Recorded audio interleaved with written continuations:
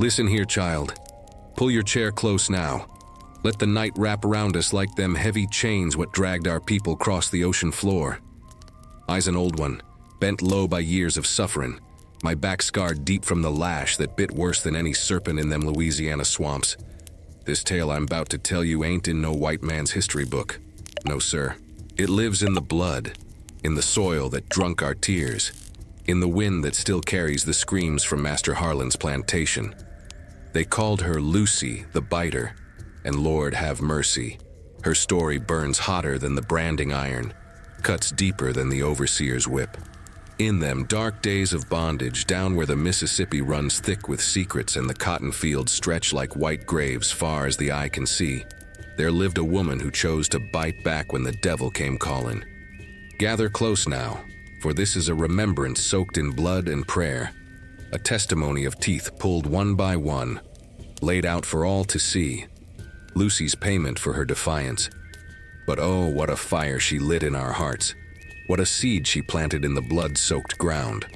Now hush your mouth and open your ears, for the ancestors are speaking through these words. The ship was a coffin that moved, child, a hellish thing what carried souls across the dark water.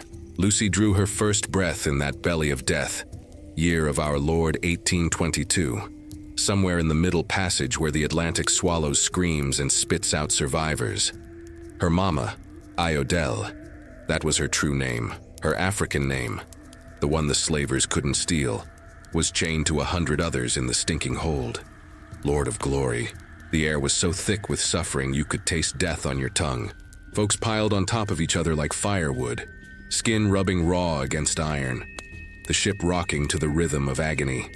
Iodel's water broke in darkness, in that hell where daylight was a forgotten dream. The other women, them strong-willed women of iron, they held her up best they could with chains cutting their wrists. They whispered prayers in Yoruba, in Igbo, in tongues the white man would never understand. Omo me, Iodel cried. My child, as the baby pushed into this cruel world. The ship creaked and groaned like it was protesting another soul being born into bondage. But Lucy came anyway, slippery with blood and salt water that leaked through the hull. An old wise one, a woman they called grandmother, though nobody knew her true name no more. She caught the baby with hands that trembled from shackles. This one got fire, she whispered, her voice like gravel and wisdom. See how she scream? That ain't no ordinary cry. This child gonna make massa pay one day, mark my words. She got the spirit of Oya, the warrior woman, running through her veins. Jesus wept. The baby's first sounds mixed with the moaning of the dying, the splash of bodies thrown overboard when the sickness took 'em, the crack of the whip when someone tried to refuse the slop they called food. Iodel clutched Lucy to her breast, that bare skin-to-skin touch the only comfort in that floating tomb. She sung low, a song from the old land, a lullaby about warriors and freedom, and the sun rising over baobab trees. Most of the words got lost in her tears, but the melody carried the weight of 1,000 years. Remember this, daughter, Iodele whispered in the dark, her lips against the baby's soft head. You born in chains, but you ain't made for 'em. Our people, we kings and queens, healers and warriors, they can take our bodies, but they can't take our souls. You hear me? Our souls belong to the ancestors, to the Orishas, to the great spirits what watch over us even in this hell. Days turned to weeks in that suffering so bad nobody could count no more. The ship rolled through storms that near split it in two, waves crashing over the deck, water pouring down into the hold, till folks feared they'd drown chained up like animals. Some prayed for it, mercy me. Prayed that the ocean would claim 'em quick rather than face what waited on the other shore. But Lucy kept sucking at her mama's breast, kept fighting for every breath in that stifling darkness. Even then, child, even as a babe, she was a fierce one. Iodel told her stories, whispered 'em like sacred texts, passing down all she could before the inevitable separation. She spoke of Oshun, the river goddess, and Shango, lord of thunder, and Eshu, the trickster at the crossroads. She taught her daughter, though Lucy was too young to understand, about the power of roots and herbs, about how to read signs in nature, about the old ways of conjure and protection. "When you old enough," she said, "you find the root doctors, the wise ones who remember. They teach you how to fight back with more than fists." The journey finally ended at a port. Charleston, they called it. That cursed city where the auction block stood hungry for black flesh. They dragged the survivors out into blinding sunlight, poor souls stumbling like lost creatures, eyes hurting from light they hadn't seen in months. Lucy was maybe 4 months old now, clinging to her mama's chest, wailing when the rough hands tried to separate them for inspection. Sweet Jesus, the cruelty. They poked and prodded, examined teeth like you would a horse, felt muscles to determine strength. A white man in a fine coat, Master Harlan himself, stood watching with cold eyes. He was a powerful, strong man in his 30s, face hard as Mississippi clay, wealth built on the backs of suffering creatures. His overseer, a devil named Silas Crow, stood beside him, a riled-up, no-good man with a whip coiled at his hip and a look that made women's blood run cold. "That one there," Harlan pointed at Iodele.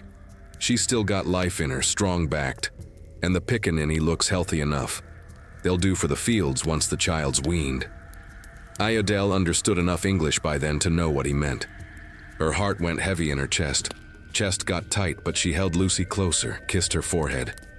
"Be strong, my daughter," she whispered in Yoruba.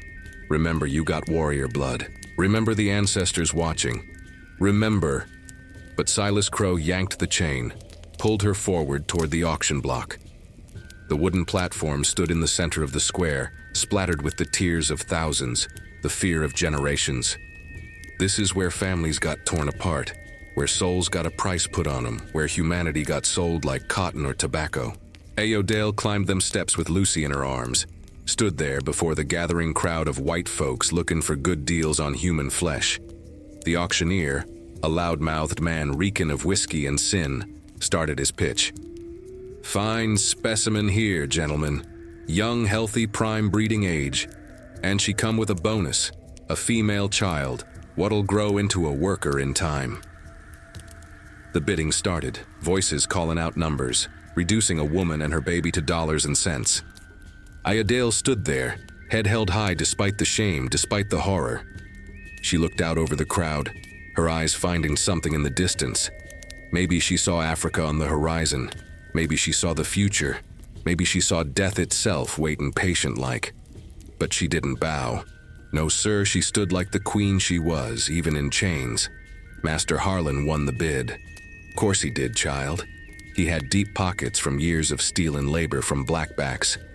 He walked up to the block, looked Ayodele up and down like she was cattle. "You work hard, you eat," he said, his voice flat and cold. "You cause trouble, you feel the lash. That's simple enough for you to understand?" Ayodele met his eyes, a dangerous thing for an enslaved woman to do. And for just a moment, Harlan saw something there that made him uncomfortable. A fire, a promise, a fury that wouldn't be easily broken. But he just laughed it off, nodded to Silas. "Take 'em to the wagon. They going to Louisiana with the others." And that's how Lucy's journey began, child. Born in the belly of a slave ship, sold on the auction block before she could even walk, headed for Master Harlan's plantation where the soil was rich with suffering and the air thick with pain. The ship's chains was just the beginning. The real bondage, the deep-rooted evil, was waiting down in them cotton fields, under that burning sun, in the shadow of the whipping post. But remember what that old wise one said on the ship. This child got fire, and fire, once it catches, it spreads. All Master Harlan bought himself that day was a future reckoning. He just didn't know it yet. Ayodele held Lucy tight during that long wagon ride, singing them African songs, feeding her daughter the only things she had left to give, love and memory, and the promise that somewhere, somehow, freedom would come. Even if not in her lifetime, then in Lucy's, or her children's, or their children's. The promise was a seed, and she planted it deep. The wagon rolled on through the red clay roads of the South, wheels turning like fate itself, carrying them toward Louisiana, toward Master Harlan's plantation, toward a destiny written in blood and resistance. And little Lucy, nursing at her mama's breast, already had fire in her eyes. The ancestors was watching, child. They always watching. And they was preparing Lucy for something. A moment years down the road when she'd have to choose between submission and sacrifice, between silence and defiance, between keeping her teeth and biting back at the devil himself. That moment was coming, sure as the Mississippi flows to the sea. Capítulo 2. Chegada à plantação Harlan. The plantation appeared like a vision from hell itself, child. After 3 days rattling in that wagon, chains cutting into wrists, dust coating tongues dry as Mississippi clay, they came upon Master Harlan's domain.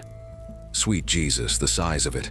Thousands of acres of stolen earth, cotton fields stretching to meet the horizon, and them slave quarters lined up like coffins waiting to be filled. The big house stood on a rise, white as bleached bones with columns like the pillars of some twisted temple. Magnolias bloomed around it, their sweet smell mixing wrong with the stench of suffering that hung over the place thick enough to choke on. Behind the house, down a dusty path, was where the real world lived. The world of the enslaved, the quarters where souls was packed tight and hope came in small portions. Silas Crow rode his horse at the front, that no-good man sitting tall with his whip coiled and ready. He was a green-eyed devil, maybe 30 years old, with hands what had dealt more pain than most folks could imagine. The scar across his left cheek told you he'd been in fights, and his cruel smile said he'd won most of them. He turned in his saddle, looked back at the wagon full of newly bought souls. "Welcome home, niggers," he spat, his voice carrying that particular meanness what made your stomach turn. "This here's Harlan Plantation, finest cotton operation in all Louisiana. You work hard, you might survive. You slack off, you meet my friend here." He patted his whip. "She don't show mercy for weakness."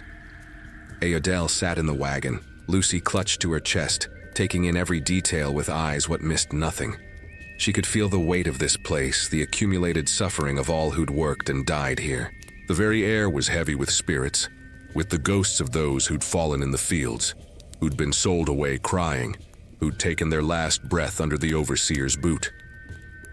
They was unloaded like cargo, stumbling down from the wagon on legs weak from the journey. An old black man bent low by years of labor came shuffling up. This was Amos, the driver, one of our own forced to be overseer to his own people. Lord have mercy the positions they put us in. Amos had sad eyes that had seen too much, but he wasn't a cruel man like Silas. He was just a man trying to survive the only way he could. "Follow me," Amos said quiet-like, his voice rough from years of calling out work orders. "I show you where you sleep, where you eat, where you work. Listen good and don't make trouble. Massa Harlan, he patient to a point, but Silas..." He shook his head. "Silas enjoy the punishing part too much." The quarters was exactly what you'd expect, child. Rows of crude cabins made from rough cypress wood and mud chinking, roofs that leaked when it rained, floors that was just packed dirt. Each cabin held maybe 10 to 12 people, sometimes whole families if they was lucky enough to still be together. Sometimes strangers thrown together by the cruel mathematics of plantation economics. Ayodele was assigned to cabin 7, a pitiful structure that leaned slightly to one side like it was tired of standing. Inside, in the dim light filtering through cracks, she could make out pallets on the floor, thin straw mattresses what barely cushioned the hard ground, and a few belongings scattered about. 3 women was already there, looking up with eyes that held questions and wariness. The eldest was a woman called Mama Rue, a root doctor and wise one who'd been on Harlan land for 20 years. She had skin like polished mahogany, and hands what knew the power of herbs and prayers. Next to her sat Josephine, a young woman maybe 17, pretty as a spring morning but with a hollowness in her eyes that spoke of Silas's visits in the night. And in the corner was Clara, a woman gone near crazy from grief after her children got sold away 3 years prior. "Another one," Mama Rue said, her voice carrying weight of authority. "Come in, sister. What they call you?" "Ayodele," she answered, then caught herself. Names was dangerous things, true names even more so. But I answer to whatever they say. "This my daughter, Lucy." Mama Rue's eyes fixed on the baby and something passed across her face. Recognition, maybe, or prophecy. She'd been born with the gift of seeing, what some called second sight. That child carry heavy spirits, she said slowly. I seen her kind before. She either gonna save us or destroy us, maybe both. Hush that talk, Josephine whispered, frightened. You know what happen if Silas hear you speaking conjure. But Mama Roo just smiled, a knowing smile. Silas scared of what he don't understand. That's why he beat it, try to whip the Africa out of us. But you can't kill what lives in the blood, child. You just can't. That first night, Ayodele learned the rhythm of plantation life. Bell rang before dawn, when the world was still dark, and the roosters just starting to think about crowing. Folks stumbled out of cabins, hurting something terrible from the previous day's labor, heading to the fields where cotton waited endless and hungry. The work went from can see to can't see, bent over rows under that burning sun, fingers bleeding from the sharp bowls, Overseer riding up and down with that whip singing its terrible song. Lucy was too young to work coarse, so Ayodele carried her tied to her back in a cloth, African style. The baby bounced with each movement, feeling the rhythm of her mama's labor, hearing the work songs that rose up from the field, them spirituals what carried double meanings, what spoke of freedom in Moses and crossing over Jordan when what they really meant was crossing the Ohio River to the north. Wade in the water, children, wade in the water. God's gonna trouble the water. The voices rose and fell like waves, like the Atlantic what brought him here, creating a sound that was part prayer, part protest, part preservation of memory. Silas hated them songs, called them nigger noise, but even he couldn't stop them entirely. They was the only freedom the enslaved had, the freedom to sing their pain and hope into the heavy air. Silas Crow rode through the rows on his mare, a big sorrel beast that seemed as mean as her rider. His eyes was everywhere, especially on the women. He had that look, that hungry look what made skin crawl and hearts race with fear. When he passed Ayodele, he pulled up short, looked her over slow and deliberate. You're the new one, he said, not a question. Got some meat on your bones, that's good. You'll need strength for what I got planned for these fields. His eyes dropped to Lucy, strapped to her mama's back. And once that pickaninny's weaned, you'll be available for other duties too. The threat was clear as day, child. Ayodele kept her eyes down, the way enslaved women learned to do, but inside her chest, rage was building like thunder before a storm. She thought of what she'd told Lucy on the ship, about being descended from warriors, about having fire in the blood, and she made a silent vow to the ancestors, to the Orishas, to any power that might be listening. This devil won't break me, and he sure as hell won't break my daughter. The day dragged on, endless and cruel. The sun beat down like judgment, turning the cotton rows into a furnace. Folks worked till their backs screamed, till their fingers was raw and bleeding, till their throats was parched dry as bone. An old man, Abraham, collapsed near midday, just fell like a tree cut down. Silas rode over, looked down at the crumpled body, and laughed. "Get up, you lazy bastard," he shouted. But Abraham didn't move. Another enslaved man, young and strong-backed, broke rank to check on the elder. "He dead, Massa Silas," he said quiet-like. "Heart just give out." Silas shrugged like it was nothing, like a human life was no more important than a broken tool. "Drag him to the side, we'll deal with him after sundown. Rest of you, back to work. Quota still needs meeting." That night, back in the quarters, bone-tired and soul-weary, Ayodele sat in cabin 7 while Mama Roo tended to Lucy. The old woman held the baby gentle-like, examining her with knowing eyes. "This child gonna be something," Mama Roo said again. "I seen it in my dreams last night before you even arrived, seen her grown, seen her standing tall against evil. But I also seen blood. So much blood, child. And teeth." She paused, her face troubled. Teeth scattered like pearls, but red with suffering. "What you saying?" Ayodele asked, her heart suddenly cold. "I'm saying the path ahead is written in pain, but also in power. Your daughter gonna pay a price for her fire, but she also gonna light the way for others. That's the bargain the spirits make sometimes, sacrifice for salvation." Lucy, as if understanding despite her infant age, let out a cry that echoed through the cabin, through the quarters, out into the night where the spirits walked and listened. And somewhere in the darkness, Silas Crow heard it and smiled, not knowing that the baby's cry was a declaration of war that would take years to come to fruition, but would come nonetheless. The ancestors was watching, child. They was preparing both the torment and the triumph.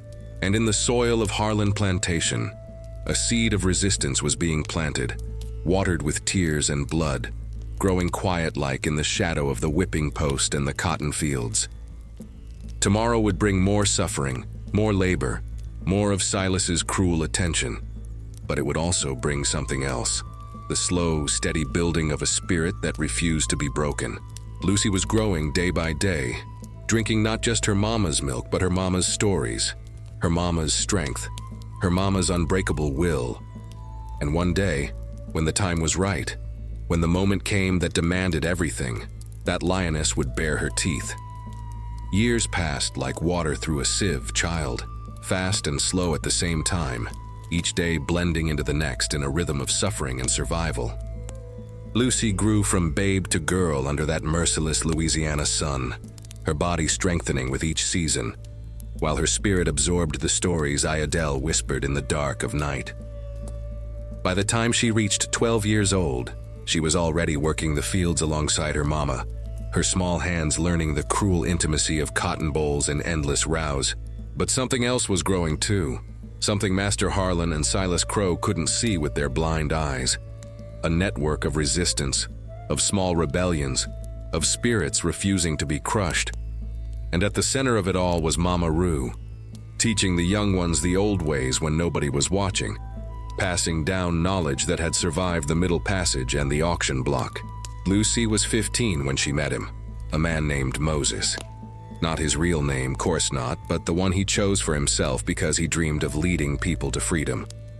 He'd been bought by Master Harlan from a plantation up in Virginia, a strong-backed man, maybe 23 years old, with hands scarred from field work and eyes that still held hope despite everything. Lord have mercy, the way that man could sing. His voice during work songs made even the hardest labor feel bearable, made the spirituals sound like they was opening doors to heaven itself.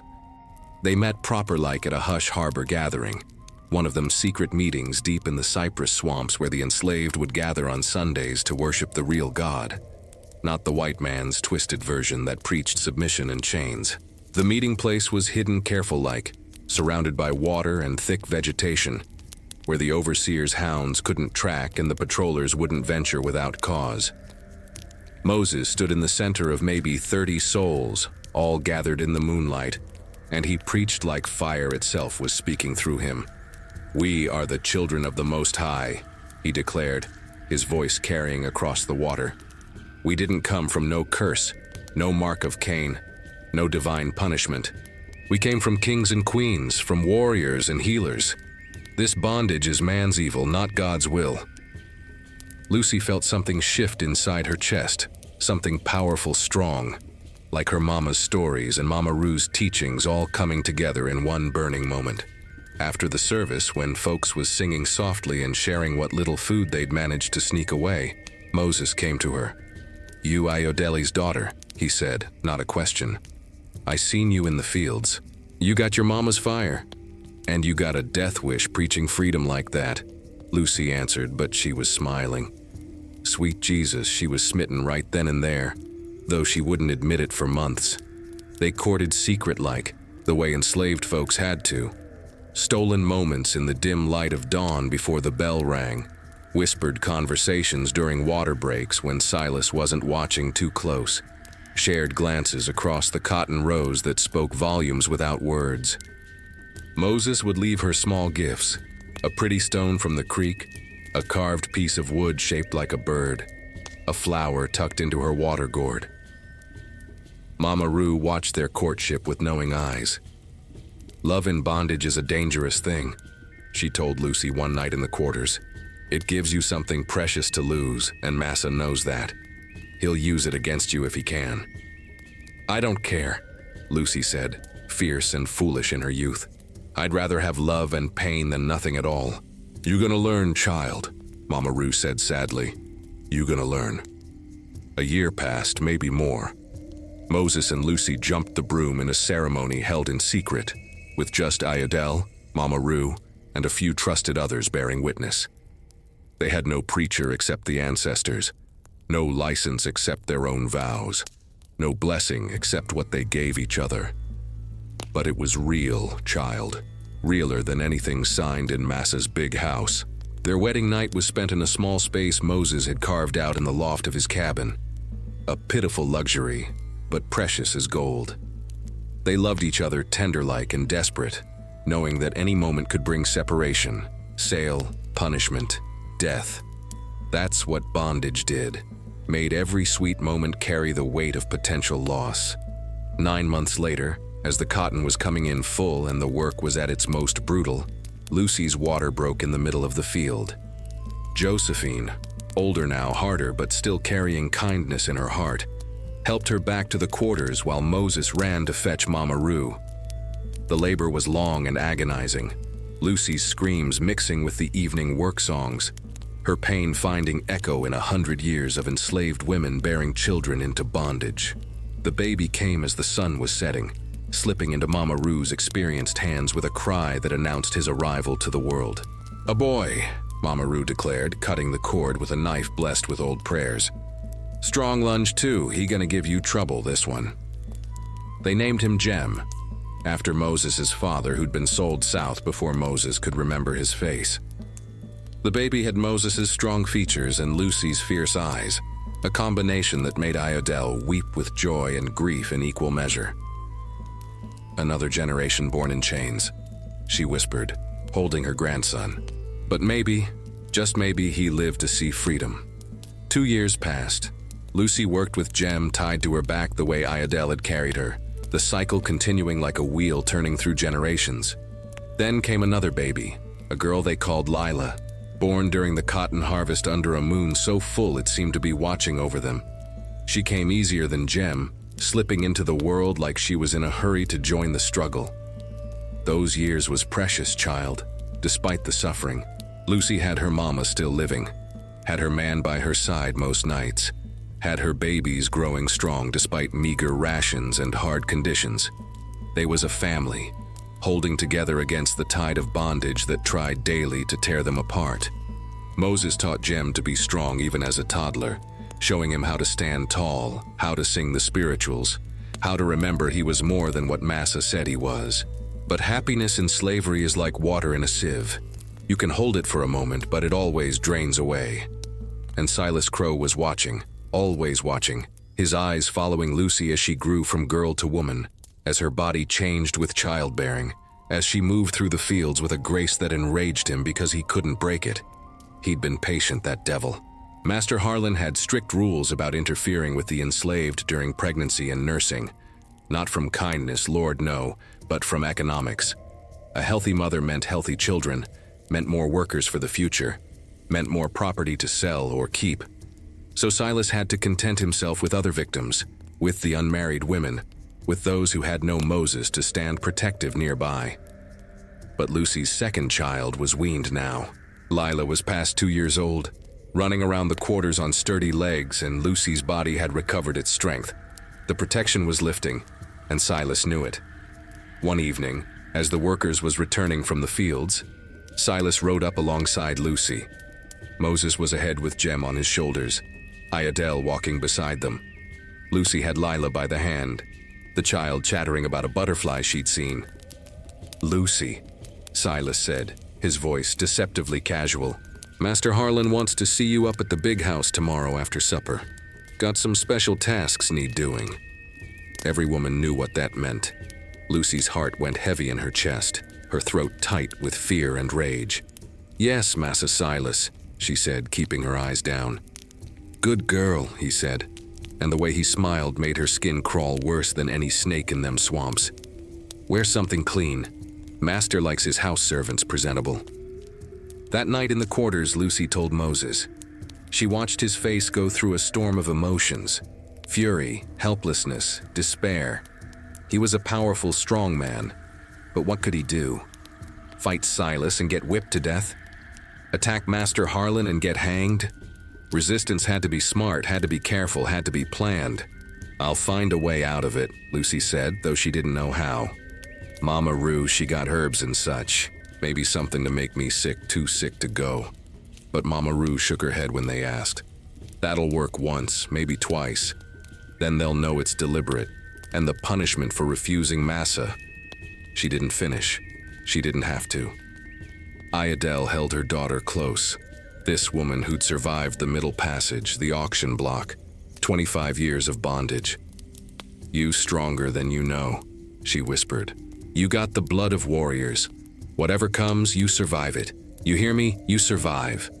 Lucy lay awake that night, Moses' arm around her, her children sleeping nearby. She listened to the night sounds, the distant hoot of an owl, the rustle of Spanish moss in the breeze, the quiet breathing of the quarters. Somewhere in the darkness the ancestors walked. Somewhere, the spirits of resistance were gathering. And somewhere deep inside Lucy, a decision was forming, hard and sharp as iron. She wouldn't go willingly. She wouldn't submit quiet-like. If Silas or Master Harlan wanted to violate her, they'd have to fight for it. And she'd make sure they paid some kind of price, even if it cost her everything. The next day came too fast, the sun rising like it had no mercy for what awaited. Lucy worked the fields in a daze, her hands moving automatic while her mind raced through possibilities. Run? Where to? The swamps was dangerous, full of snakes and gators, and the patrollers had dogs that could track a scent for miles. Fight? With what weapons? Her hands, her teeth, her fury? As the day wore on and the sun began its descent, Lucy felt time running out like sand through fingers. Supper time came, cornmeal mush and a scrap of fatback, barely enough to sustain a body worked to exhaustion. She ate mechanical-like, not tasting nothing, while Jem and Lila played at her feet, innocent of what was coming. Moses pulled her aside. "Don't go," he said desperately. "We'll run, tonight, all of us. Head for the swamp, try to make it to the Underground Railroad." But Lucy knew the mathematics of escape. A man alone might make it. A woman alone might survive. But a woman with 2 small children, they wouldn't get 5 miles before the dogs caught them. And the punishment for attempted escape with children was unspeakable. "No," she said firmly. "You stay with the babies, keep them safe. Whatever happens to me, you make sure they grow up knowing they're worth more than what Massa says." "Lucy, promise me, Moses. Promise me." He pulled her close, this man who'd given her the only true love she'd known in bondage, and he wept. "I promise," he whispered. "But I'm promising you something else too, if they hurt you, if they—" His voice broke. "I'll make them pay. Somehow, some way, I'll make them pay." The bell rang from the big house, a sound that made Lucy's stomach turn over. That was the signal. Time to go. Time to face whatever hell awaited in Master Harlan's parlor or bedroom or wherever he'd decided to exercise what he believed was his right to her body. Lucy kissed her children, held them tight till they squirmed. She embraced her mama, felt Ayodele's tears wet against her neck, and she walked toward the big house with her head high, her back straight, moving like the queen her ancestors had been. But in her apron pocket, her hand closed around a small mojo bag Mama Roo had pressed into her palm earlier. Herbs and roots, maybe a conjure for protection, maybe just a reminder that she wasn't alone in this fight. And in her heart, Lucy made a vow to every Orisha, every ancestor, every spirit that might be listening. She would not go easy. She would not break quiet. And if the devil wanted her, he'd have to face the lioness first. The big house loomed ahead, white and terrible in the twilight. Silas stood on the porch, waiting with that cruel smile. And the door opened like a mouth, ready to swallow her whole. Silas Crow watched Lucy climb them porch steps, his eyes traveling over her body with the possessive hunger of a man who believed everything on the plantation belonged to him. The cotton, the land, the livestock, and especially the enslaved women. He'd been waiting for this moment, planning it careful-like, ever since her last child was weaned and the invisible protection lifted. Lord have mercy. The cruelty in that man's heart ran deeper than the Mississippi. "Master Harlan ain't ready for you yet," Silas said. his voice carrying false sweetness. He'd taking his evening brandy in the study. "You wait here with me a spell, make sure you presentable." Lucy stood on the porch, her body rigid as iron, every instinct screaming at her to run. But where could she go? Behind her was the quarters, her children, her mama. Before her was the big house with all its accumulated power and privilege built on black suffering. And beside her stood Silas, blocking the way like the devil guarding Hell's Gate. "Yes, Massa Silas," she said, the words tasting like poison on her tongue. He circled her slow-like, examining her the way a man might inspect a horse he's thinking to buy. The comparison wasn't far off. In his mind, in Master Harlan's mind, in the mind of every white person in this cursed South, Lucy wasn't human. She was property, an investment, a thing to be used and discarded when no longer profitable. "You cleaned up good," Silas observed, reaching out to touch her hair where she'd wrapped it in a cloth. Lucy flinched away, instinctive-like, and his expression darkened. "Don't pull away from me, gal.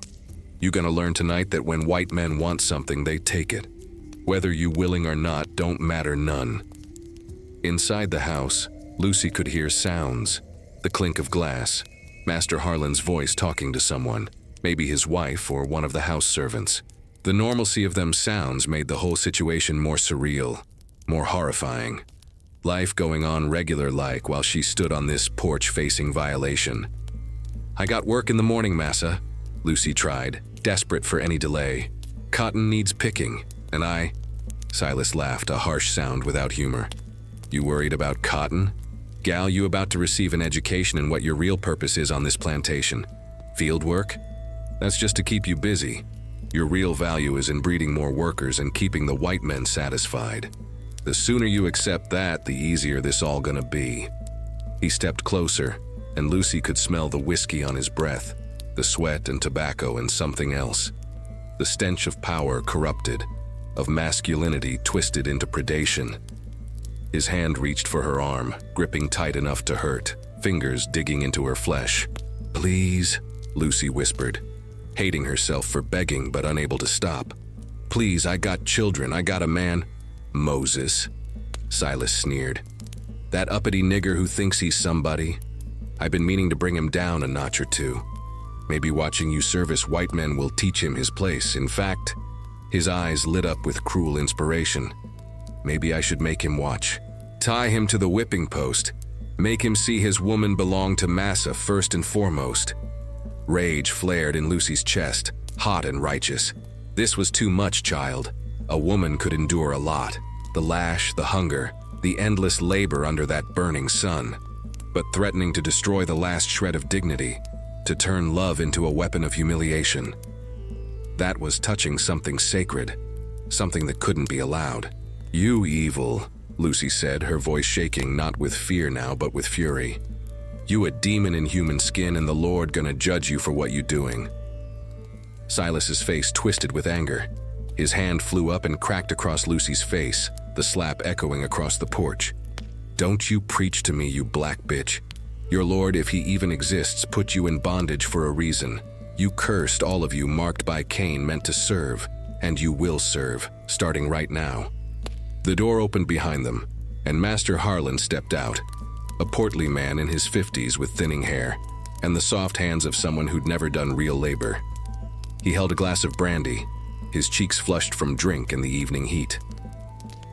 "What's all this commotion, Silas?" he asked, irritated.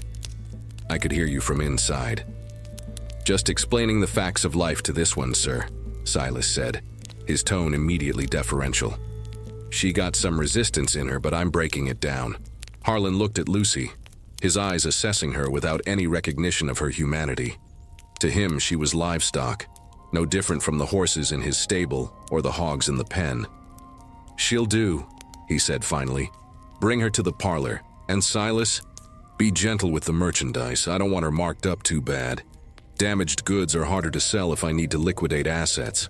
The casual way he spoke about her, about possible future sale, made Lucy's blood run cold. In one sentence, he'd revealed the fundamental truth of slavery. Nothing was permanent, nothing was sacred. Everything could be bought and sold at a white man's whim. Silas grabbed Lucy's arm, started pulling her toward the door. She resisted, planting her feet, and he yanked harder. "Don't make this worse than it has to be," he hissed. "You fight, I'll make sure Moses and them kids of yours pay the price. You understand me?" That was the weapon they always used, child. Threatening the ones you loved, holding family hostage to ensure compliance. It was slavery's most effective tool, more powerful than any whip or chain. Because a person might endure anything for themselves, but watching their babies suffer, that broke spirits faster than any amount of physical torture. Lucy stopped struggling. She let Silas drag her across the threshold into the big house, into a world of luxury built entirely on stolen labor. The parlor was decorated with fine furniture, paintings on the walls, a crystal chandelier catching the lamplight. It was beautiful and terrible, every piece purchased with the blood and sweat of people like her. Master Harlan settled into a leather chair, sipping his brandy like he was about to enjoy an evening's entertainment. "Pour me another drink, girl," he commanded Lucy. "Let's see if you got any civilized manners in you." Lucy moved to the sideboard where crystal decanters sat gleaming. Her hands shook as she poured, the amber liquid sloshing slightly. She could feel both men's eyes on her, could sense the predatory patience of hunters who knew their prey was trapped. "That's good," Harlan said when she brought him the glass. "Now, I'm a reasonable man. I take care of my property, unlike some of these other planters who work their slaves to death. You cooperate, you'll find life easier. You resist." He let the threat hang in the air. Silas stood by the door, arms crossed, watching with barely contained excitement. This was entertainment for him, power in its rawest form. Lucy realized with sickening clarity that he enjoyed this part, the breaking, the moment when resistance crumbled into submission. But something else was happening inside Lucy. As she stood in that parlor, surrounded by the trappings of her oppressor's wealth, she felt a shift. The fear was still there, yes, but beneath it was rising something harder, something forged in the fires of generations. She thought of her mama, Iodele, who'd survived the Middle Passage. She thought of Mama Rue, who'd endured 20 years and still kept the old ways alive. She thought of Moses and Jem and Lila, the family she'd built in the shadow of bondage. And she thought of the promise she'd made just hours ago, that if the devil wanted her, he'd have to face the lioness first. Master Harlan set down his glass and stood, moving toward Lucy with purpose. "Silas, lock the door," he said. "I don't want any interruptions." The click of the lock was like a gun cocking, a sound of finality. Lucy's heart pounded in her chest, her breathing coming fast and shallow. Every nerve in her body was screaming, her mind racing through options that didn't exist. Harlan reached for her, his soft hand touching her shoulder, and something inside Lucy snapped. This wasn't happening. Not like this, not without a fight. She pulled back, shoving his hand away. "No," she said, the word coming out stronger than she expected. Harlan's face registered surprise, then anger. "What did you say?" "I said no," Lucy repeated, her voice gaining strength. "You can beat me, you can sell me, you can kill me, but you ain't taking this without a fight." Silas moved fast, crossing the room in 3 strides.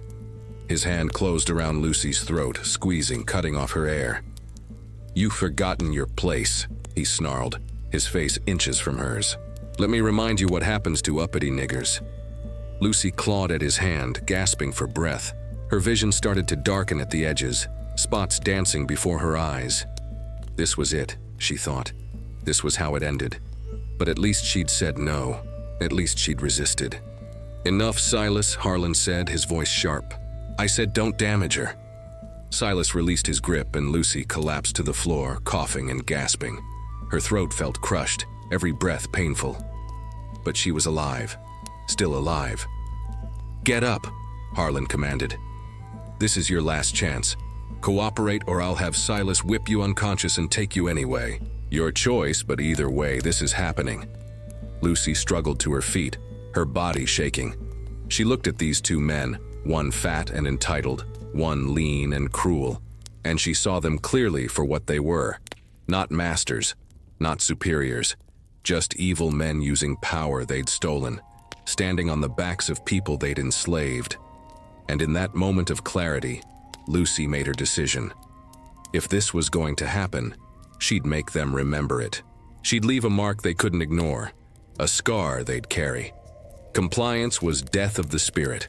Resistance, even if it meant suffering, was the only way to stay human. Her hand slipped into her apron pocket, fingers closing around Mama Ru's mojo bag. She whispered a prayer to the ancestors, to the Orishas, to any power that might be listening, and she prepared herself for what was coming. The violation, yes, but also the moment of her choosing, when she'd strike back with everything she had. The night deepened outside the windows. In the quarters, Moses was singing to Jem and Lila, keeping them calm though his heart was breaking. Iodel was pacing, praying, knowing what her daughter was facing. Mama Ru sat in her cabin, working roots and herbs, sending protection through the spiritual realm the only way she could. And in that parlor, Lucy stood facing her oppressors, no longer just a victim but a woman preparing for war. Master Harlan moved toward Lucy again, emboldened by whiskey and the certainty of his power. His fingers reached for the buttons on her dress, fumbling with the rough fabric. "Hold still now," he muttered, his breath hot and foul. "Make this easy on yourself." But Lucy wasn't still. Every fiber of her being was coiled tight, ready. She thought of her mama's words from long ago. "You got warrior blood, you descended from queens." She thought of Mama Ru's prophecy. This child gonna pay a price for her fire, but she gonna light the way. And she thought of her baby sleeping in the quarters, innocent and pure, deserving a mama who fought back. Silas had moved to the side, watching with that cruel anticipation, his arms crossed over his chest. He wanted to see this breaking, wanted to witness the moment when another proud woman was reduced to submission. It fed something dark in his soul, something that had been twisted by years of holding power over the powerless. Harlan's hand touched Lucy's bare shoulder where he'd pulled her dress down, and that touch, that presumptuous, entitled, violating touch, was the spark that ignited the powder keg. Lucy's body moved before her mind could catch up, pure instinct taking over. She shoved Harlan hard, using all her field-strengthened muscles, and the fat man stumbled backward, shocked. "You dare!" he started, but Lucy was already moving. She bolted for the door, her bare feet slapping against the polished wood floor. Freedom was just steps away, just beyond that locked door. If she could get out, get to the quarters, maybe hide in the swamps. But Silas was faster. He caught her around the waist, his strong arms lifting her off the ground. Lucy kicked and screamed, her voice cutting through the genteel quiet of the big house. "Let me go! Let me go, you devil! Moses, Mama, somebody help me!" "Shut her up!" Harlan barked, his face purple with rage and humiliation. "The whole damn plantation will hear." Silas clamped his hand over Lucy's mouth, but she bit down on his palm, tasting blood. He yelped and jerked his hand away. "You black bitch!" he snarled, and slammed her against the wall. Stars exploded behind Lucy's eyes, her head ringing from the impact. They wrestled her to the floor, both men now, their combined weight crushing her down. Lucy fought like a wildcat, scratching and clawing, her nails leaving red tracks on Silas's face. She bucked and twisted, making it as hard as possible, refusing to make it easy even though she knew. Lord, she knew. This fight was already lost. "Pin her arms," Harlan commanded, breathless from the exertion. For a man who never did physical labor, subduing a strong woman was more difficult than he'd anticipated. Silas grabbed both her wrists, forcing them above her head, his knee pressing into her stomach. The pressure made Lucy gasp, struggling to breathe. Harlan loomed over her, his face twisted with a mixture of lust and anger that made him look like something inhuman, something monstrous. "You think you special?" he spat. "You think you got rights? You nothing but property, girl. Property don't say no to its owner." And then he was on her, his weight suffocating, his hands tearing at her clothes. Lucy screamed again, a sound of pure rage and anguish that seemed to shake the very walls. In the quarters, she knew, folks would hear. Moses would hear. Her mama would hear. and they'd know what was happening and they'd be powerless to stop it. But Lucy wasn't powerless. Not completely. Not yet. As Harlan shifted his weight, leaning down to kiss her neck in a grotesque parody of tenderness, his face came close to hers. Too close. And Lucy saw her moment, the only weapon she had left, the only part of her body still free. Her teeth. With a roar that came from somewhere deep in her ancestors, from the warriors of Africa, from every enslaved woman who'd ever been violated and silenced, Lucy lunged upward and sank her teeth into Harlan's ear. She bit down hard, harder than she'd ever bitten anything, feeling cartilage crunch and tear, tasting blood flood her mouth. Harlan's scream was high and shrill, a sound of shock and agony. He reared back, his hands flying to his ear, and Lucy spat out a piece of flesh. Blood poured down the side of his face, staining his white shirt collar crimson. "She bit me!" he shrieked, stumbling away from her. "The savage bit my ear off!" But Lucy wasn't done. As Silas's grip loosened in shock, she twisted toward him, and before he could react, she bit into his forearm. The same arm that had held the whip that scarred her back. The same hand that had groped and violated countless women. Her teeth sank deep into muscle, and she held on like a dog with a bone, shaking her head to tear the flesh. Silas howled, trying to pull away, but Lucy's jaw was locked tight. She tasted his blood, metallic and hot, and somewhere in the red haze of her fury she felt a savage satisfaction. This was resistance. This was fighting back. This was refusing to be taken without leaving a mark.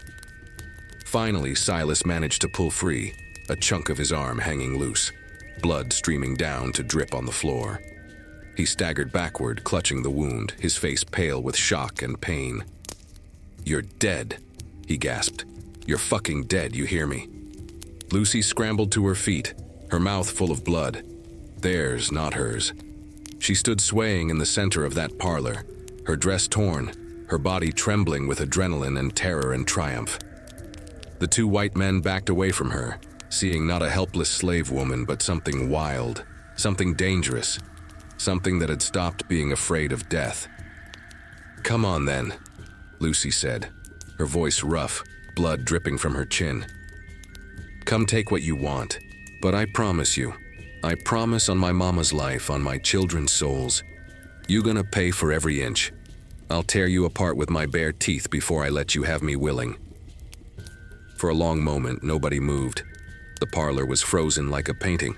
Harlan clutching his bleeding ear, Silas gripping his mangled arm, Lucy standing defiant in the center, blood-stained and fierce. Outside, the night had gone silent, as if the whole plantation was holding its breath. Then Harlan found his voice shaking with pain and rage.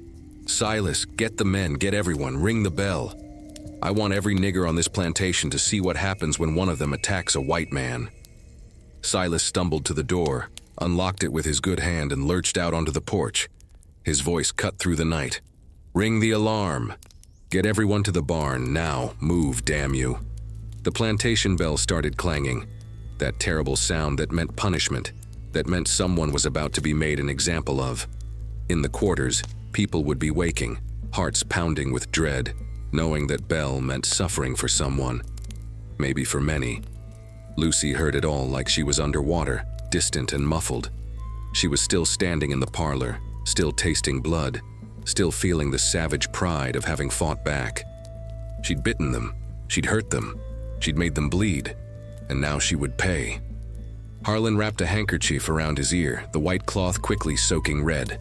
His eyes when he looked at Lucy held a hatred so pure it was almost biblical. "You think you won something," he said quietly, his voice deadly calm now. "You think you proved something, but all you did was sign your own death warrant, and maybe your family's too." Lucy's triumph cracked at that threat. Her family, Moses, Jem, Lila, Ayadil. What had she done? What price would they pay for her moment of resistance? But even as fear flooded back, even as the reality of what was coming crashed over her like a wave, Lucy couldn't fully regret it. She'd rather die fighting than live broken. She'd rather suffer knowing she'd resisted than survive knowing she'd submitted without a fight. Men were gathering outside now. Field hands pulled from sleep. House servants roused from their quarters, everyone being forced to witness whatever horror was about to unfold. Lucy could hear Moses's voice among them, calling her name, struggling against whoever was holding him back. Harlan walked to the door, still pressing the bloody handkerchief to his ear. "Bring her," he commanded, "and get the pliers from the smithy. If this animal wants to use her teeth as weapons, then she don't need them no more." The words hit Lucy like a physical blow. The pliers. They were going to pull her teeth.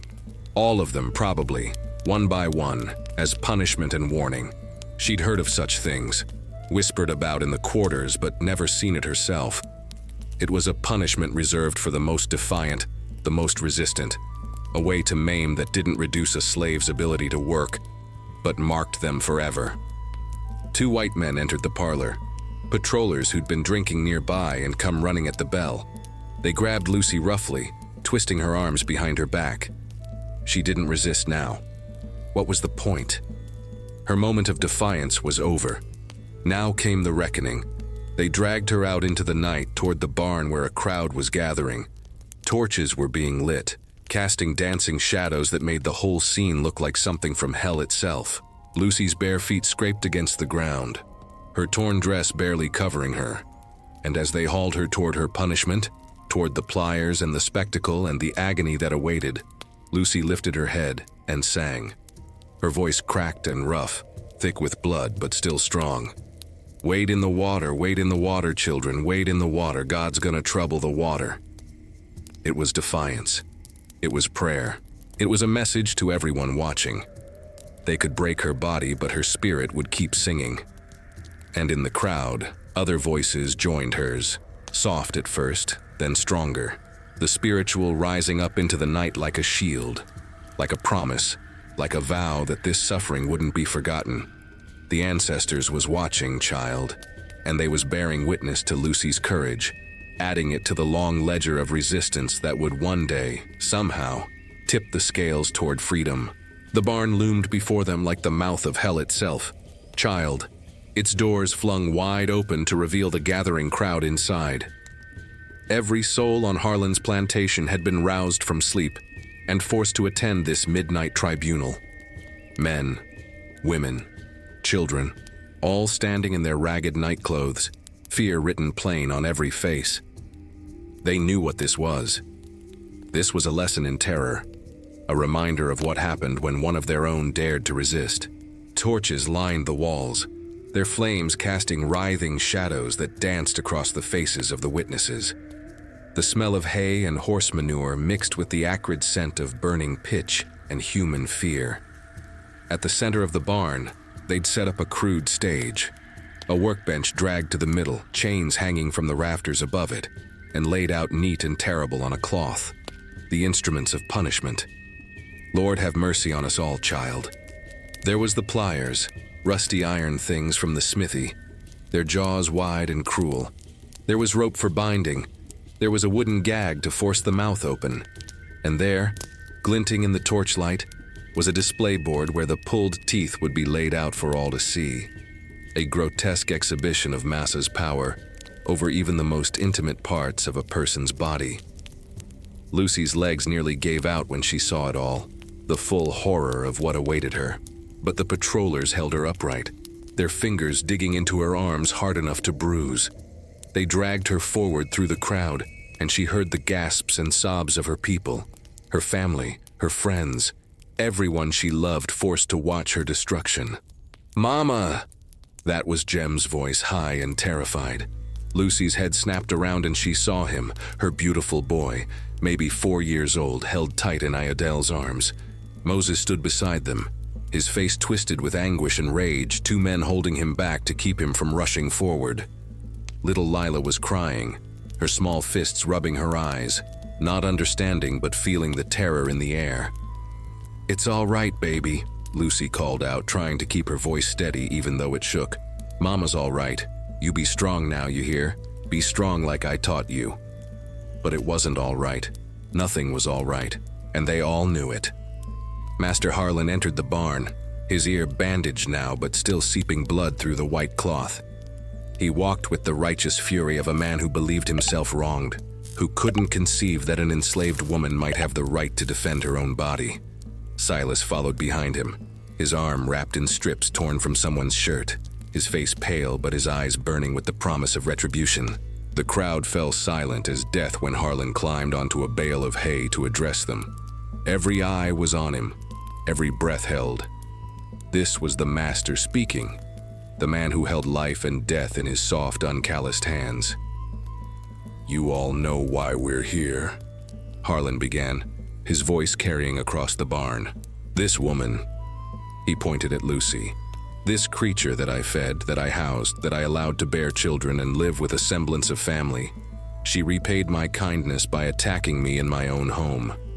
She bit me like a rabid dog. She maimed my overseer. She showed herself to be not a human being deserving of Christian mercy, but a savage beast." Lucy wanted to scream the truth, that he'd tried to violate her, that Silas had threatened her family, that she'd only defended herself. But what was the point? In this world, in this cursed system, a white man's word was gospel and a black woman's truth was lies. The deck was stacked, the game rigged, the outcome predetermined. "I could sell her south," Harlan continued, "to the sugar plantations where they work slaves to death in a season. I could have her hanged as an example, but I'm a merciful man, a Christian man. So instead, she will be corrected, she will be taught, and you all will witness so you understand what happens when one of you forgets your place."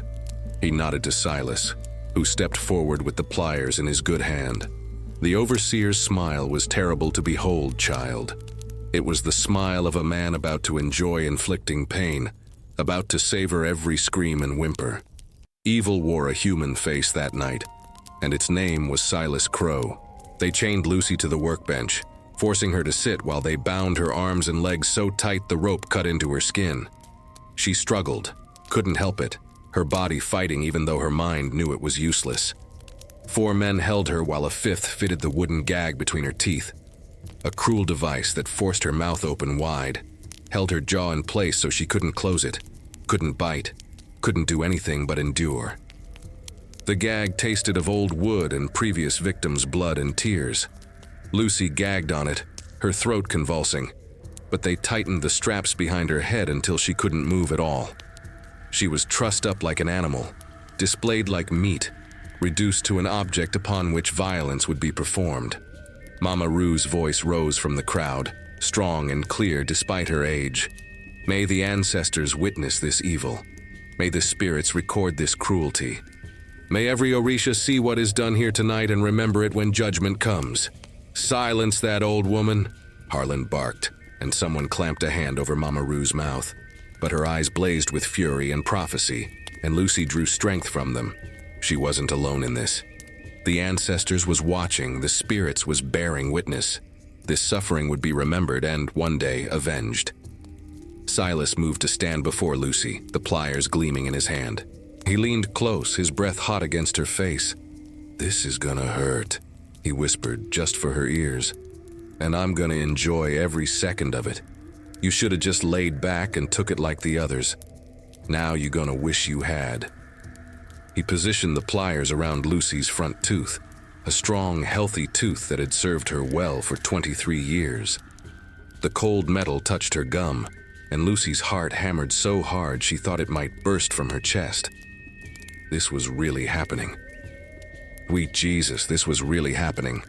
"Master Harlan," Silas called out, making a show of it. "Shall I begin the correction?" "Proceed," Harlan said coldly, "and make sure everyone gets a good look at what rebellion costs."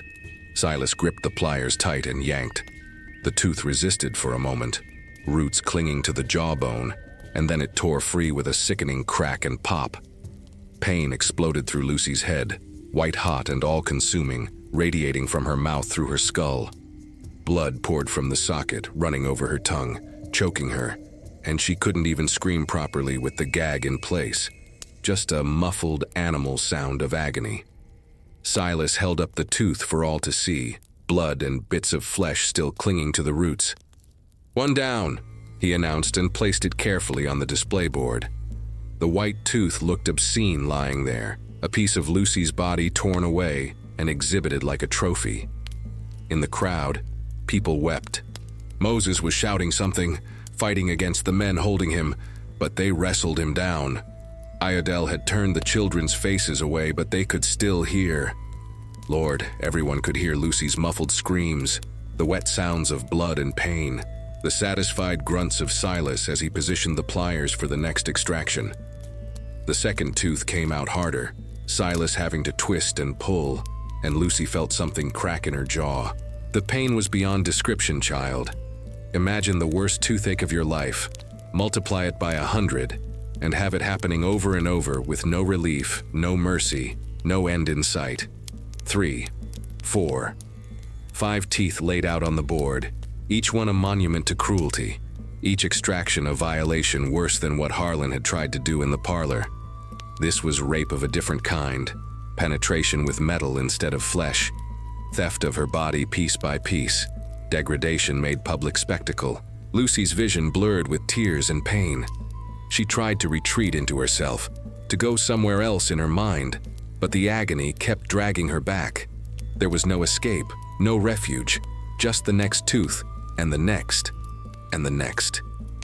"Look at her," Harlan said to the crowd, his voice cutting through Lucy's haze of suffering. "Look what becomes of those who raise their hand or their teeth against their betters. This is mercy compared to what she deserves. Remember this. Learn from this. Know your place and you won't end up like her." But even through the pain, even with her mouth being systematically destroyed, Lucy's eyes found Moses in the crowd, and she tried to tell him with that look, "Don't break. Don't let them break you. Keep our children strong. Remember me fighting, not suffering. Remember I chose this over submission." The seventh tooth was a molar, deep-rooted and stubborn. Silas had to brace his foot against the workbench and pull with both hands, his wounded arm clearly paining him, but his determination overriding the discomfort. When it finally came free, Lucy's jaw cracked audibly, and she tasted bone fragments mixing with the blood.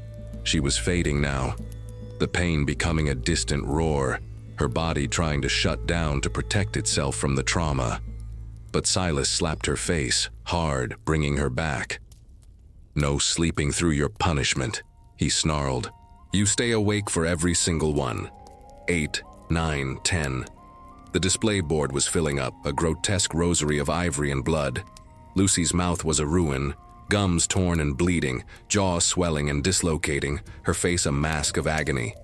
Some part of her wondered if she'd survive this, if a person could die from this kind of pain. Maybe that would be mercy. But she didn't die. She endured, because that's what enslaved people did. They endured what should kill them. They survived what should destroy them. They kept breathing when breathing felt like betrayal of all the dead who'd given up. The crowd watched in horrified silence, bearing witness because they had no choice, but also bearing witness because this was history being written in blood and bone. This was the truth of slavery that no gentleman's parlor conversation would ever acknowledge. The intimate, personal violence that underlay every piece of cotton picked, every dollar of profit made, every civilized comfort enjoyed by white society. Lucy's teeth kept coming out one by one, each extraction a small death, each tooth on the display board a testament to the price of resistance. And through it all, through the pain and blood and horror, one thought kept circling in what was left of Lucy's conscious mind. I bit them. I hurt them. I fought back. Whatever else happens, nobody can take that away. I fought back. The ancestors was watching, child, and they was proud. The 11th tooth came out with a sound like green wood splitting, and Lucy's body convulsed against the chains. Her mouth was a cavern of destroyed flesh now, swollen and bleeding so profusely that Silas had to keep wiping his hands on a rag to maintain his grip on the pliers. The display board gleamed with its grisly collection, 11 teeth laid out in a neat row, each one a small monument to cruelty, each one proof of what happened when the enslaved dared to fight back. But Silas wasn't done. Lord have mercy, he wasn't nearly done. "How many teeth a person got?" he called out to the crowd, making a show of it, turning this torture into a grotesque lesson in anatomy. "Anybody know? Anybody here educated enough to count?" Nobody answered. The crowd stood frozen in horror, bearing witness because they had no choice, their eyes wide with fear and grief. Some of the children was crying openly now, their small voices adding to the chorus of suffering that filled the barn like smoke. 32, Silas answered his own question. A full-grown person got 32 teeth. We just getting started here, folks. Lucy's got a lot more paying to do. The 12th tooth was a canine sharp and strong, used for tearing meat in better times when there was meat to tear. It resisted fiercely, Silas grunting with effort as he twisted and pulled. Lucy's vision went white with pain, her body bucking so hard against the restraints that the workbench shook. Blood ran down her chin, dripped onto her torn dress, pooled on the floor beneath her. Through the haze of agony, Lucy could hear voices from the crowd, whispered prayers, stifled sobs. Mama Rue's low chanting in a language older than English, older than bondage, calling on spirits and ancestors to bear witness and provide strength. The old woman's words wove through the barn like smoke, like protection, like defiance that couldn't be silenced even by Massa's wrath. Moses had stopped fighting against the men who held him. He stood now like a statue carved from grief, tears streaming down his face, watching his wife being destroyed piece by piece. His lips moved in silent prayer or curse, maybe both. This was what slavery did, child. It forced you to watch the people you loved suffer, and gave you no power to stop it, no recourse but to stand and bear witness, and let the rage build inside till it either killed you or transformed you into something harder, something capable of survival. The 13th tooth cracked as it came out, splitting into fragments that Silas had to dig for with the pliers, scraping against raw bone. Lucy's scream was different now, weaker, hoarser, the sound of a body approaching its limits. Her throat was raw from screaming through the gag, her jaw dislocating on one side from the trauma, her face swelling grotesquely.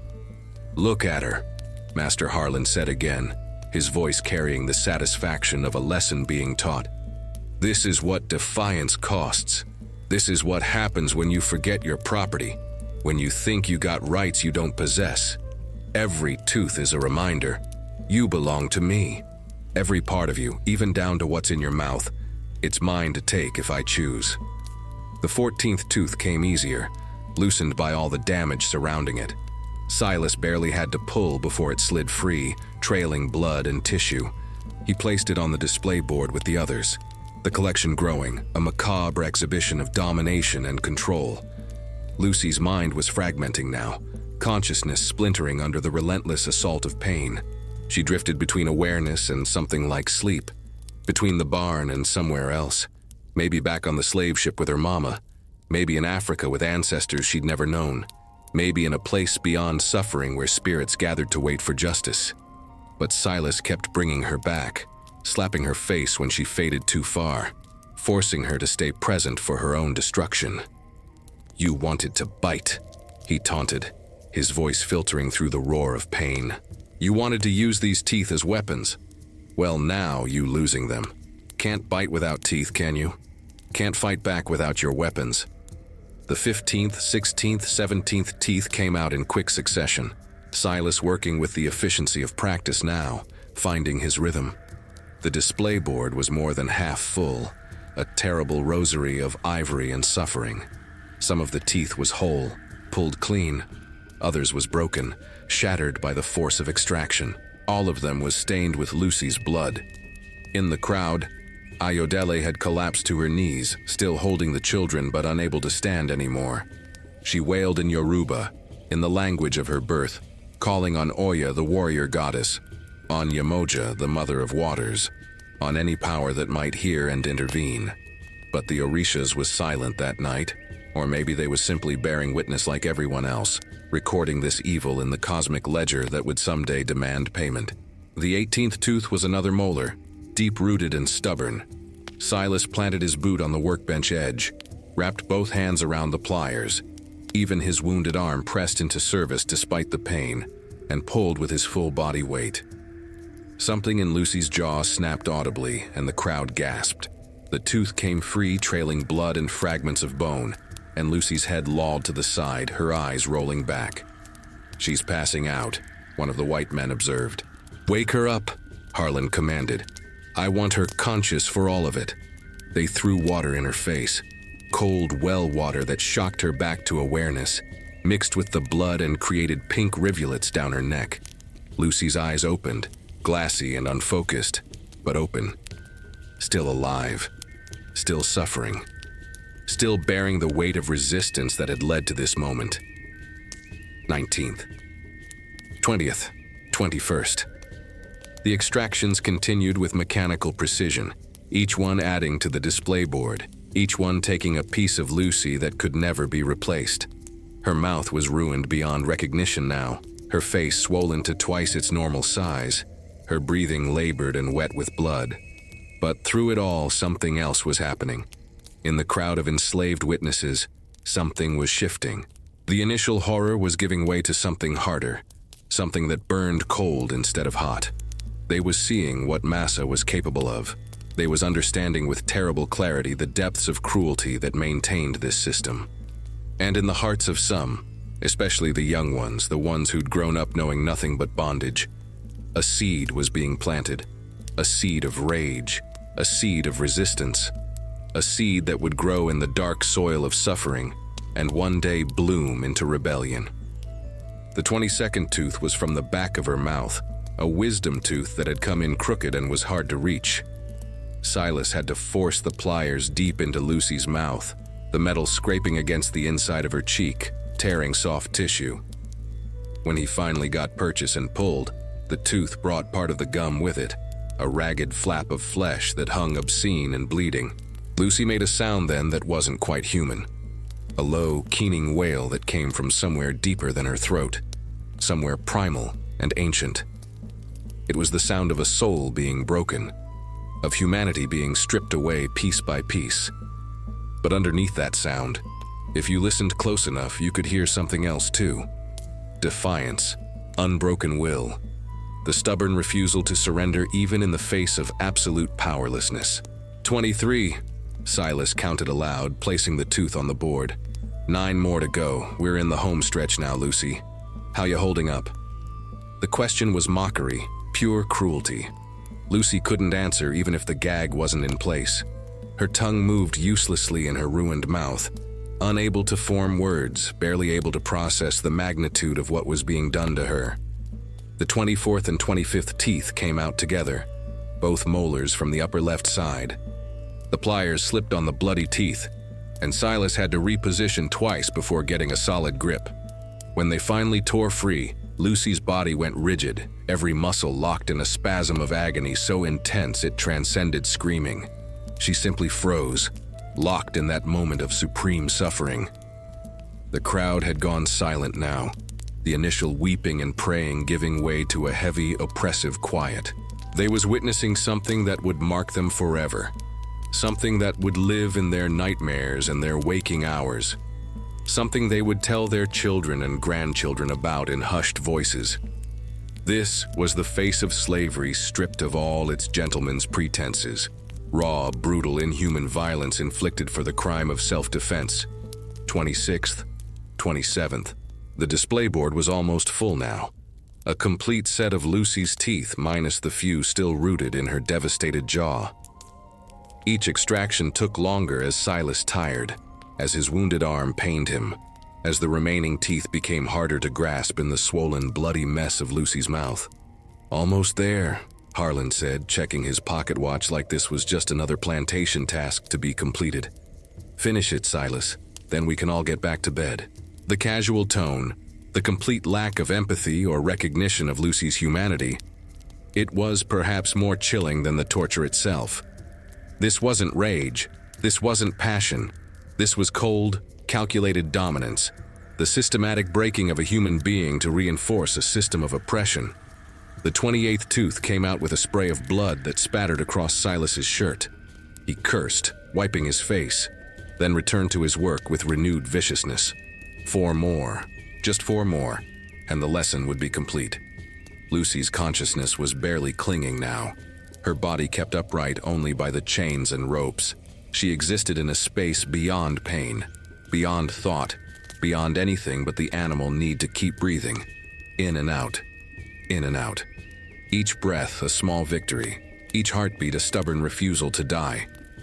And somewhere in that diminished space that was left of her awareness, Lucy held on to one thought. I bit them. I resisted. I chose this over submission. They can take my teeth, but they can't take that. The ancestors was still watching, child, recording every tooth, counting every drop of blood, building a debt that would someday have to be paid. The final 4 teeth came out in a blur of blood and agony that Lucy barely registered.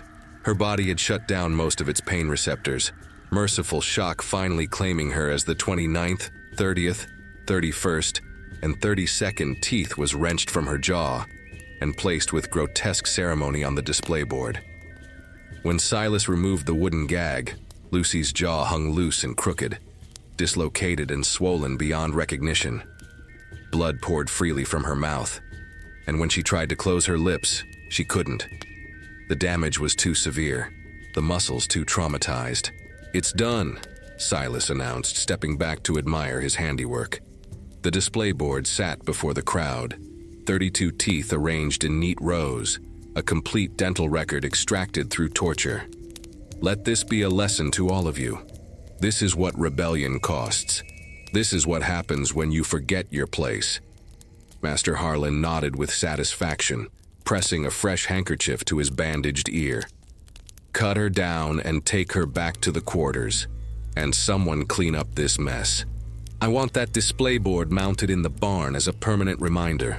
They unshackled Lucy from the workbench, and she collapsed immediately, her legs unable to support her weight. 2 men grabbed her arms and dragged her out of the barn, her feet trailing in the dirt, blood dripping from her ruined mouth to mark her path. The crowd parted silent-like to let them through, every face etched with horror and helpless rage. Moses broke free from his captors and ran to her side, catching Lucy as the men released her just outside the barn. He cradled her broken body in his arms, this strong man reduced to sobbing as he looked at what they'd done to his wife. Lucy, he whispered, his voice cracking. Oh God, Lucy, I'm so sorry I couldn't stop them. Lucy tried to speak, tried to tell him it wasn't his fault, that she'd made her choice and would make it again. But her mouth wouldn't work no more. All that came out was a wet gurgling sound, blood bubbling between her lips. Her tongue moved in the empty space where her teeth had been, finding nothing but raw, bleeding gums and exposed bone. Ayadel rushed over with the children, Jem and Lila screaming for their mama, not understanding why she looked like that, why her face was so swollen and bloody.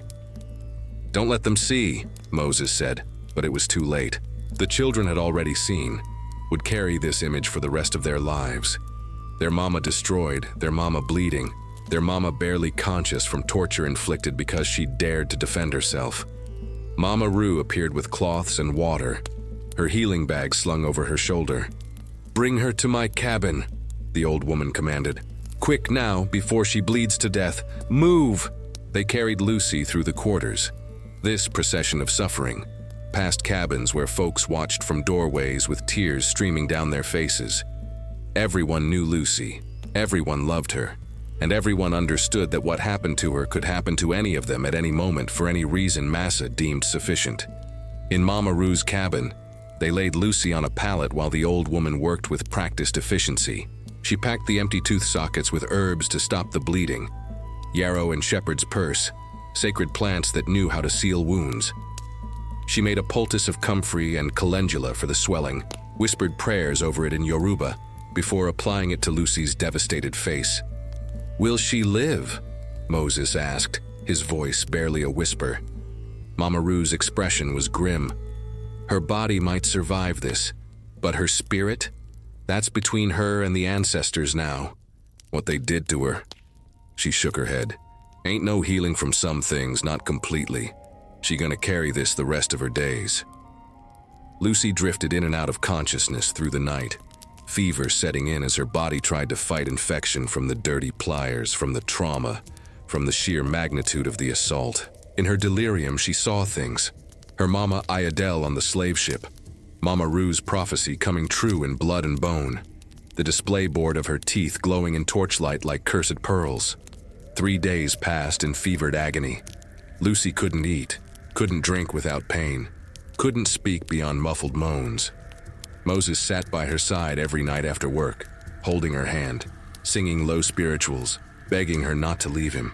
Ayodele tended her daughter with the fierce devotion of a woman who'd already lost too much, changing the blood-soaked cloths, forcing water between Lucy's lips drop by painful drop. On the 4th morning, Lucy's fever finally broke. She opened her eyes to find Moses asleep beside her pallet, his hand still clasping hers. For a moment, she just breathed, grateful to be alive even though living meant facing the reality of what had been done to her. Then she heard voices outside, Master Harlan's voice and someone else's, a stranger. Lucy's heart went cold with premonition, that deep knowing that comes from years of bondage, from understanding how Massa's mind worked. Something bad was coming, something worse than what she'd already endured. Moses stirred awake, sensing her alertness. "You're back," he said, relief flooding his face. "Thank God you're back with us." Lucy tried to speak, but the words came out slurred and wet, her mouth unable to form proper sounds without teeth. "What happening?" she managed, each syllable painful. Before Moses could answer, the cabin door burst open. Silas stood there, his arm still bandaged but healing, his expression cold as winter iron. Behind him was a white man Lucy didn't recognize, a slave trader, she realized with sinking dread, recognizing the type from the auction blocks, from the nightmares that plagued every enslaved person's sleep. "Get up," Silas commanded. "Master Harlan wants to see you." Moses helped Lucy to her feet, her body weak from days of fever and blood loss. She swayed, leaning heavily on her husband, her ruined mouth hanging slack and drooling blood-tinged saliva. They walked to the big house in the early morning light, the sun just rising over the cotton fields. Other enslaved people was already heading to work, but they stopped to watch, sensing something terrible unfolding. Ayodele appeared from her cabin with Jem and Lila, the children still rubbing sleep from their eyes. Master Harlan waited on the porch, that same porch where Lucy's ordeal had begun less than a week ago. The slave trader stood beside him, examining papers, making calculations. And in the yard below, Lucy saw a wagon, a trader's wagon with iron bars and chains, the kind that carried human cargo away from everything they knew. "Moses," Harlan said without preamble, "you're being sold, you and the children. Mr. Patterson here has offered a good price for a strong field hand and 2 healthy young ones. The transaction is complete." The words hit like a physical blow. Moses stumbled, his grip on Lucy tightening. "No," he said, his voice breaking. "No, please, Massa Harlan, please don't do this. We'll work harder, we'll—" "This ain't about work," Harlan interrupted. "This is about discipline. Lucy learned her lesson about biting. Now you're gonna learn the lesson about what happens to the families of those who resist. Consider it an education." Lucy's knees gave out and she collapsed to the ground, a sound coming from her throat that was pure animal anguish.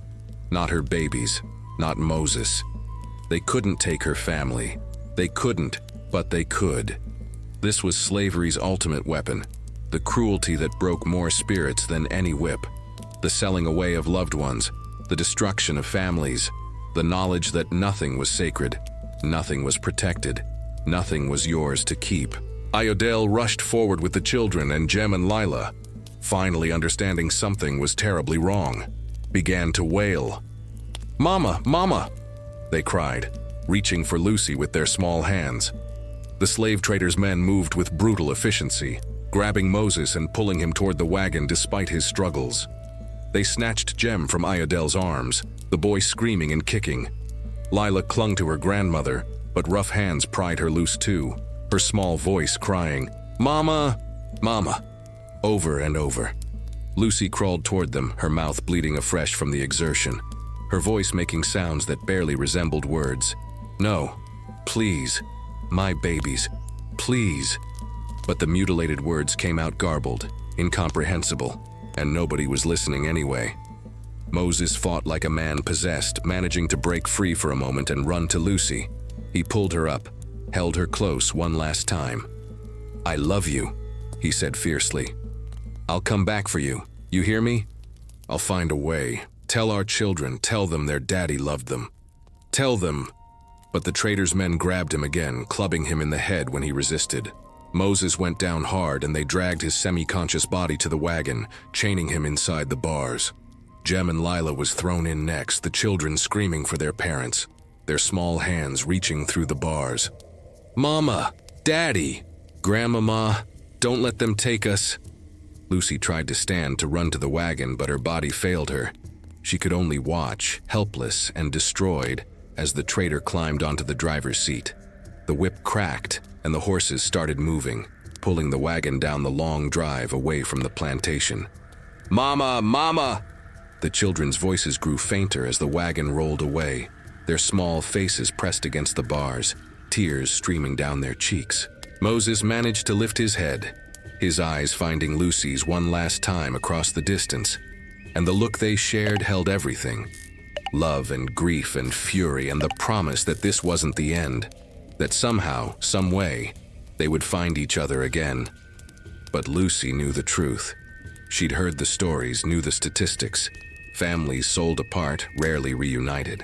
Children disappeared into the vast machinery of slavery, absorbed into distant plantations, growing up with different names, different lives, forgetting the parents who'd loved them.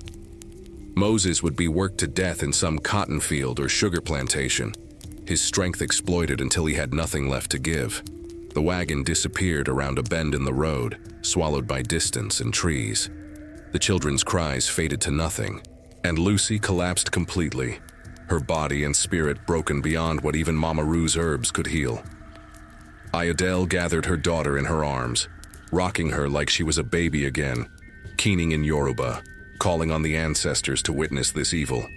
Around them, the other enslaved folks wept openly, understanding that Lucy's punishment wasn't over with the teeth.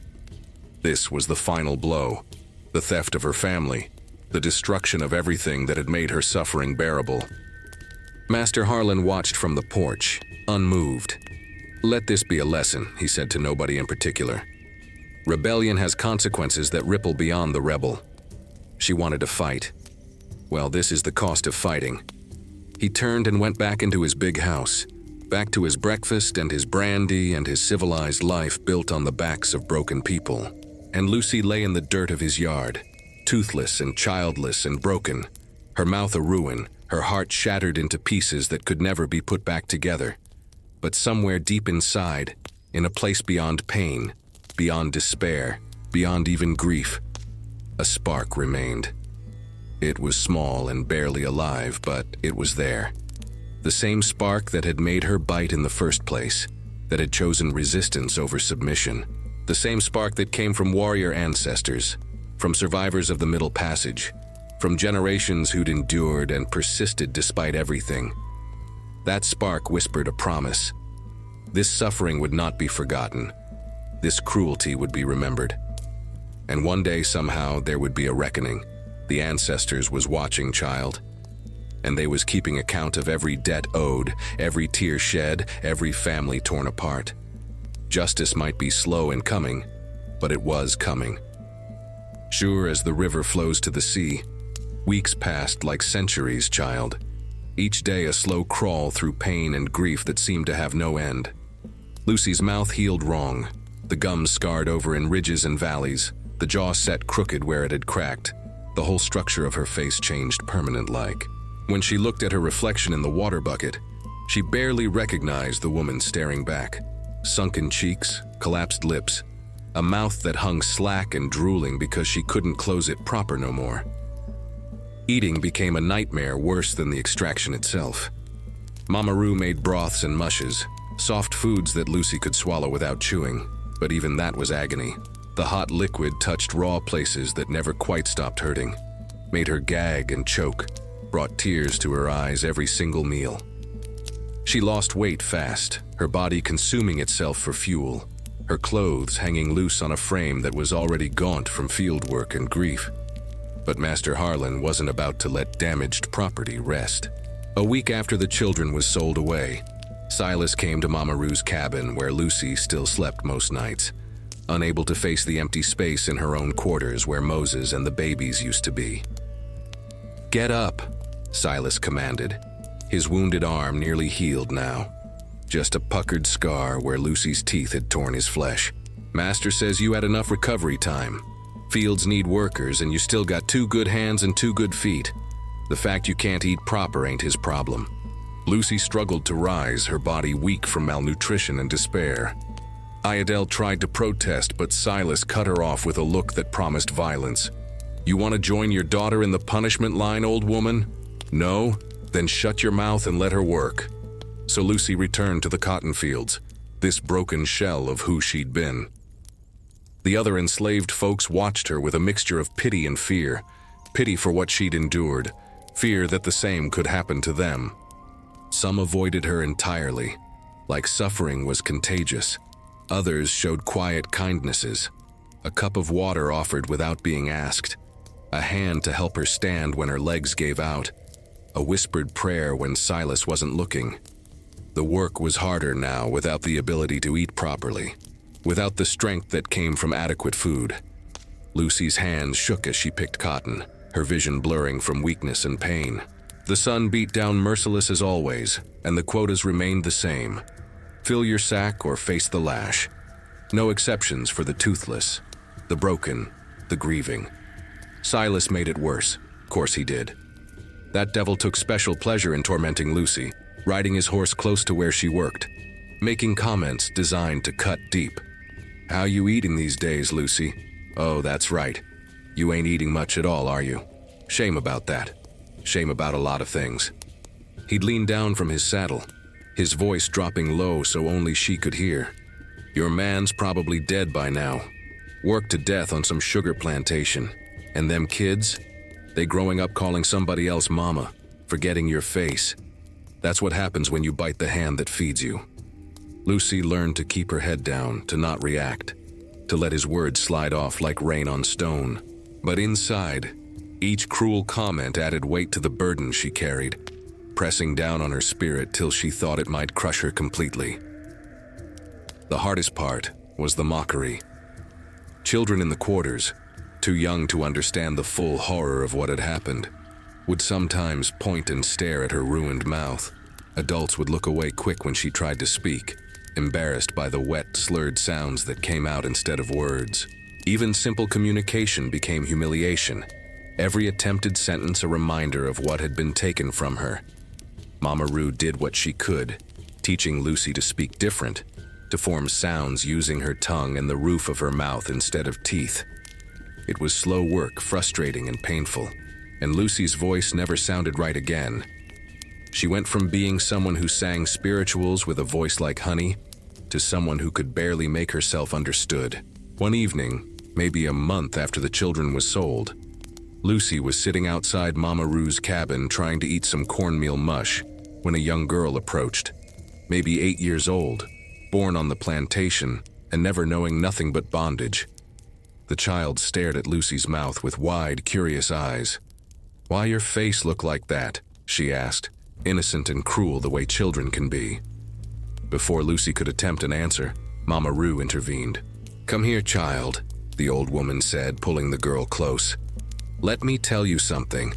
You see Sister Lucy? She a warrior. She fought back when evil men tried to hurt her. They punished her body, but they couldn't break her spirit. That face you looking at? That's the face of resistance. That's the face of someone who chose pain over submission. You remember that when you groan and facing your own devils?" The girl nodded, not fully understanding but sensing the weight of Mama Rue's words. She reached out and touched Lucy's hand gentle-like. "You brave," she whispered, then ran off to play. Then, Lucy wept then, tears streaming down her scarred face, because it was the first time since the torture that anyone had called her brave instead of pitiful, had seen her as something other than a broken thing to be avoided or mocked. But the nights was the worst, child. In the dark, alone with her thoughts, Lucy would touch her ruined mouth with trembling fingers, feel the empty spaces where teeth used to be, and the full weight of what she'd lost would crash over her. Not just the teeth, though that was terrible enough. But Moses, Jem, Lila, her ability to eat without pain, to speak clearly, to smile, to sing, to kiss her babies goodnight. She'd lie awake and wonder if Moses was even alive, if he thought of her, if he blamed her for the choice she'd made that had cost them everything. She'd wonder if her children cried for her, if they remembered her voice, if they understood why she hadn't protected them from being sold away. The grief was a living thing inside her chest, growing heavier each day, threatening to suffocate her. Sometimes she wished it would, wished she could just stop breathing and be done with this suffering. But her body kept going, stubborn in its survival, refusing to give Massa the satisfaction of her death. Iodel tried to comfort her daughter, but what comfort was there? "You still alive," she'd say. "That's something. You survived what should have killed you. That means the ancestors got plans for you still." But Lucy couldn't see no plans, no future, no purpose beyond endless suffering. She was just existing, moving through each day like a ghost haunting her own life. Silas noticed her deterioration, the way grief was eating her from the inside. And one afternoon in the fields, he rode up beside her with that cruel smile playing on his lips. "You looking mighty poorly, Lucy. Mighty poorly indeed. Tell you what, I talked to Master Harlan about maybe tracking down your children, bringing them back. For the right price, of course." Lucy's heart leaped despite herself, hope flaring painful and bright. She looked up at him, her ruined mouth trying to form words. Please." Silas laughed, the sound sharp as breaking glass. "I'm lying, you stupid bitch. Your kids is gone forever. I just wanted to see that look on your face. That moment when you thought maybe, just maybe, there was hope. There ain't no hope for you, Lucy. Not never. You gonna live out your days toothless and childless, a warning to everyone about what happens when you resist." He rode away laughing, leaving Lucy standing in the cotton row with tears streaming down her face, and that brief, cruel spark of hope extinguished as quick as it had ignited. That night, sitting with Mama Rue, Lucy finally spoke the question that had been haunting her. Her words came out slurred and wet, but Mama Rue understood them. Was it worth it? Fighting back? The old woman was quiet for a long moment, grinding herbs in her mortar, considering the weight of that question. Finally, she looked up, her ancient eyes holding wisdom and sorrow in equal measure. "That ain't for me to answer, child. That's between you and your soul. But I'll tell you this. I seen a lot of women submit, hoping it would save them or their families. It never does. The cruelty comes anyway, just wearing different clothes. You chose to fight, and you paid a terrible price. But somewhere out there, folks is telling your story. They calling you Lucy the Biter, and they saying your name with respect, with awe even. You planted something that day, child. Something that's growing in hearts and minds. Something Massa can't pull out with no pliers."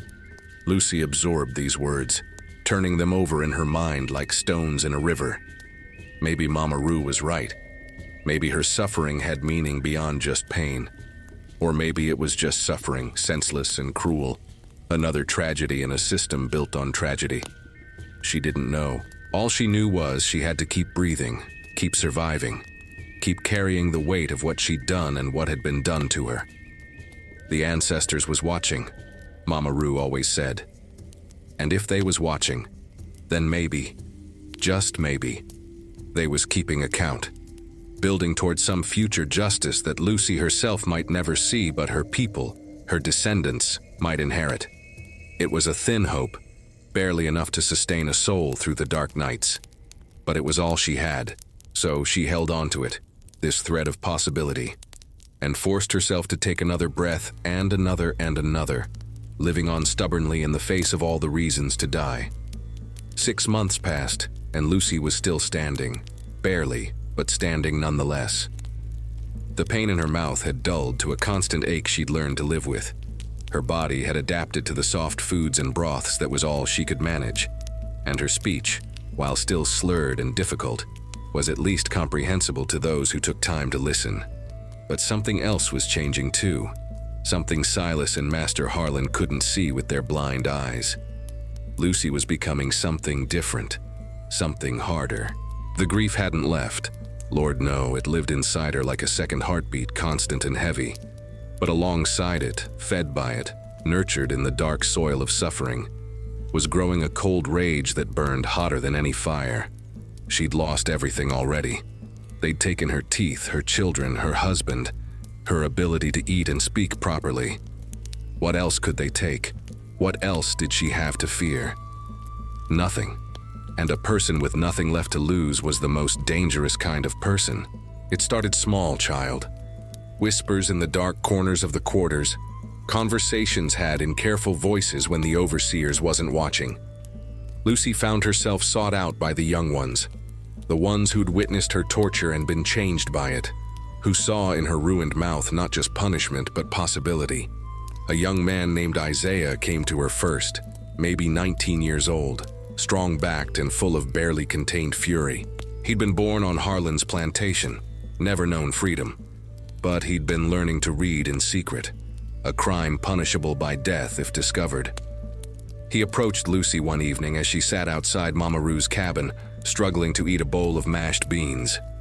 "Sister Lucy," he said quiet-like, glancing around to make sure no ears was listening. "I want to learn. Not reading. I got that. I want to learn what you know, how to fight back and not care about the consequences." Lucy looked at him with her scarred face, her collapsed mouth, the physical evidence of exactly what those consequences looked like. "You sure?" she asked, the words coming out slurred but understandable. "You seen what they did to me?" "I seen," Isaiah said, his voice hard. "I seen them pull out every tooth in your head. I seen them sell away your family. And you know what else I seen? I seen you still here, still breathing, still defiant in your eyes even when you can't speak proper. That's what I want to learn, how to survive what should kill you, and come out the other side still fighting." Lucy studied him for a long moment, this young man who reminded her so much of Moses, that same fire, that same refusal to accept bondage as permanent. Finally, she nodded. "Come back. After dark. Bring others. Who ready to listen?" That night, 5 young people gathered in the shadows behind Mama Rue's cabin. Isaiah, a woman named Ruth who'd had her baby sold away just weeks after birth. 2 brothers named Jacob and Samuel who'd been separated from their parents years ago. And a girl called Patience who'd been violated by Silas more times than she could count. They was all damaged goods in Massa's eyes, all carrying scars visible and invisible, all ready to hear what Lucy had to teach. Mama Rue joined them, bringing her knowledge of roots and herbs, of poisons that could be disguised as medicine, of old African ways that had survived the Middle Passage. Together, these 2 women, one ancient, one broken but undefeated, became teachers of a different kind of resistance. "You can't fight them straight on," Lucy said, her slurred speech requiring the young ones to lean close and listen careful. "They got guns, whips, the law. But you can fight them, sideways, small ways, ways they don't see till it's too late." Mama Rue nodded, grinding herbs in her mortar. "There's plants that make a person sick but don't kill, not right away. There's ways to slow down work without being obvious about it. There's codes we can teach you, hidden in the spirituals, for when someone's ready to run." Over the following weeks, these secret meetings became regular. More young people joined, drawn by whispers of what Lucy and Mama Rue was teaching. They learned which roots could cause vomiting or diarrhea when slipped into Massa's food.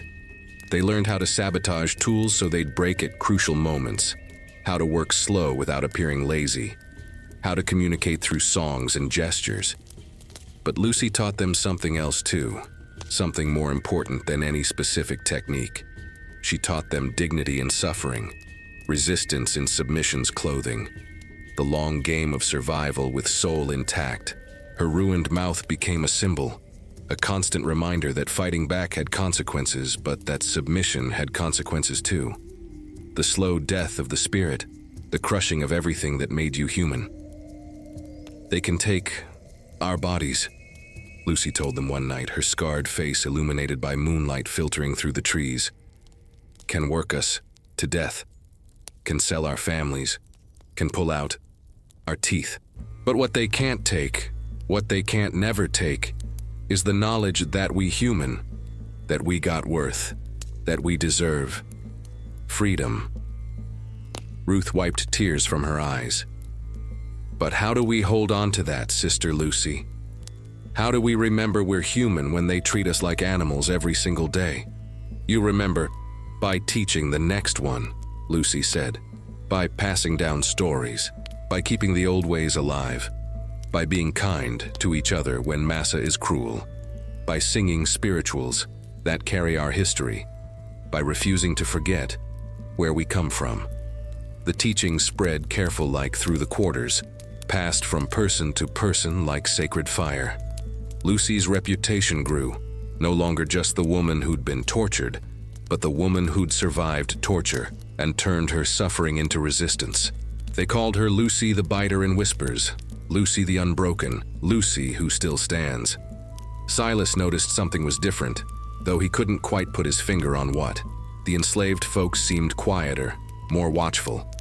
Small acts of sabotage started occurring. Tools breaking, a fence falling down, rats getting into the corn stores. Nothing he could prove was deliberate, but the pattern was there if you knew how to look. He confronted Lucy in the fields one day, grabbing her arm rough-like. "What you been teaching them others?" he demanded. "I know you up to something. I can feel it." Lucy looked at him with those eyes that held too much knowledge, too much suffering, too much stubborn resistance to break. Her ruined mouth attempted a smile, grotesque but defiant. "Teaching. Me. I can barely talk proper. What could I teach anybody?" Silas wanted to hit her, she could see it in his face. But he held back, maybe remembering what happened last time he pushed her too far. Maybe afraid of what this broken woman had become. Something he couldn't predict or control. He released her arm and rode away frustrated, and Lucy felt a small victory in that frustration. But the real work continued in the shadows. Mama Roo taught the young ones about hoodoo and root work, about laying tricks at the crossroads, about using gopher dust to cause confusion and illness in their enemies. She showed them how to make mojo bags for protection, how to read signs in nature, how to call on the spirits for strength. The old ways survived the ocean, Mama Roo told them, survived the auction block, survived the whip and the chain. They can't kill what lives in the blood, what lives in the spirit. Our ancestors watch over us and they got power massa can't touch. One night, Lucy led them in a ritual. A ring shout performed in secret deep in the swamp where the patrollers wouldn't venture. They moved in a circle, counterclockwise like their African ancestors had done. Feet shuffling in rhythm, voices rising in songs that was part prayer, part invocation, part rebellion. The Spanish moss hung from the cypress trees like witness to their ceremony, and the water reflected moonlight like scattered pearls. Lucy stood in the center, her scarred mouth open in song that was more feeling than words. And she felt something shift in the spiritual realm. The ancestors was there, she knew it, could feel them in the humid air, in the rhythm of feet on earth, in the voices rising up into the night. They was approving this resistance, this refusal to be broken, this determination to fight back even when the cost was terrible. "We may not see freedom," Lucy told the gathered group when the ring shout ended, and they stood breathless in the moonlight. "Most of us probably won't, but we planting seeds tonight, seeds that'll grow into something massa can't stop. Our children's children, they gonna be free, and when they are, they gonna remember us. Gonna tell stories about Lucy the Biter and all of you who kept fighting when everything said to give up." Isaiah stepped forward. "We gonna remember you, Sister Lucy. Gonna make sure your story lives on. Gonna tell our children about the woman who bit the overseer and paid with her teeth but never paid with her soul." Lucy felt tears on her face, but they wasn't tears of grief this time. They was tears of purpose, of meaning wrung from suffering, of hope planted in blood-soaked ground. Maybe Mama Roo was right. Maybe she had planted something that day she'd bitten Silas and Master Harlan. Maybe her teeth, displayed in that barn as a warning, was actually seeds of a different kind. Seeds of resistance that was already sprouting in the hearts of the young ones gathered around her. The meetings continued, growing bolder. They planned escapes for those ready to risk the run north. They taught each other to read using scraps of newspaper and the Bible, forming words in dirt that could be quickly erased. They shared information about the Underground Railroad, about conductors and safe houses, about the North Star that promised freedom. And through it all, Lucy stood as a living testament to the cost of resistance and its necessity. Her ruined mouth preached a sermon louder than any words could. That submission was death of the spirit, that fighting back mattered even when you lost, that surviving with dignity was its own kind of victory. Master Harlan's plantation was changing Child in ways he couldn't see. The seeds of revolt was sprouting in the dark, nourished by Lucy's blood, and Mama Rue's wisdom and the determination of young people who'd seen enough suffering and was ready to say no more. The reckoning was coming. Slow, maybe. Hidden, certainly. But coming nonetheless, sure as the Mississippi flows to the sea. Word traveled on the wind, Child, carried by runaways and traders, by hired-out slaves and traveling preachers. The story of Lucy the Biter spread beyond Harlan's plantation like fire through dry grass, growing and changing with each telling until it became something bigger than the woman herself. A legend, a warning, a promise of resistance. On neighboring plantations, enslaved folks whispered about the woman who'd bitten her master and overseer, who'd had every tooth pulled but still refused to bow. Some said she was touched by the spirits, protected by African gods. Others claimed she could curse a white man just by looking at him, that her toothless mouth spoke prophecies in the night. The truth was dramatic enough, but legend has a way of embroidering truth till it becomes mythology. Isaiah had taken to traveling when Master Harlan hired him out to other plantations during harvest season. He carried Lucy's story with him like sacred text, telling it to anyone who'd listen in the quiet hours after work, in the hidden spaces where enslaved folks gathered beyond white eyes and ears. "I seen her teeth," he'd say, his voice low and intense. "All 32 of them laid out in the barn like trophies. But you know what? She's still teaching, still fighting, still standing when everything says she should be broken. That's the power we got inside us, the power to endure and resist at the same time." The legend grew. On a plantation 50 miles north, a woman named Sarah refused to let the overseer violate her, fighting him off with such fury that he backed down rather than face her rage. When asked where she found such courage, she said, "I heard about Lucy the Biter. If she could survive what they did to her, I can survive saying no." On another estate, a young man sabotaged the cotton gin, causing a delay that cost Massa thousands of dollars. When caught and whipped, he never revealed that Lucy's teachings about subtle resistance had inspired his action. He just took the lash and smiled through bloody lips, knowing he'd struck a blow for freedom. But fame, even underground fame, brings danger. The more Lucy's name spread, the more attention it drew from those who wanted to crush any symbol of resistance. Slave catchers started asking about her. Patrollers grew more watchful, and Master Harlan began to realize that keeping Lucy alive might be a mistake, that dead martyrs was sometimes less dangerous than living symbols. Silas felt it too, this shift in the air. He'd walk through the quarters and sense something had changed, though he couldn't name what. The enslaved folks was quieter around him now, more careful, but also less afraid somehow. It unnerved him in ways he couldn't articulate, made him meaner, more unpredictable. One evening he cornered Lucy behind the cotton storage barn, out of sight from the others. His face was twisted with frustration and something that might have been fear. "You're poisoning them," he hissed, grabbing her thin shoulders. "I don't know how, but you're turning my niggers against me. The work's slow, tools keep breaking, and everyone looks at me like they got secrets I can't touch." Lucy met his eyes without flinching, her ruined mouth attempting something like a smile. "Maybe they just tired, Massa Silas. Tired of working for nothing. Tired of the whip. Tired of being property." He shook her hard enough to make her teeth rattle, or would have if she'd had teeth to rattle. "You think you're clever? You think you're special because you survived punishment? I could kill you right now, snap your neck and tell Master Harlan you tried to run." "Then do it," Lucy said, her slurred speech somehow more powerful for its difficulty. "Kill me. Make me a martyr. See how that Works out for you." They stared at each other in the gathering dusk, predator and prey locked in a moment that transcended their positions. Silas saw something in Lucy's eyes that made him release her. Not fear, which he could exploit, but complete absence of fear, which he couldn't.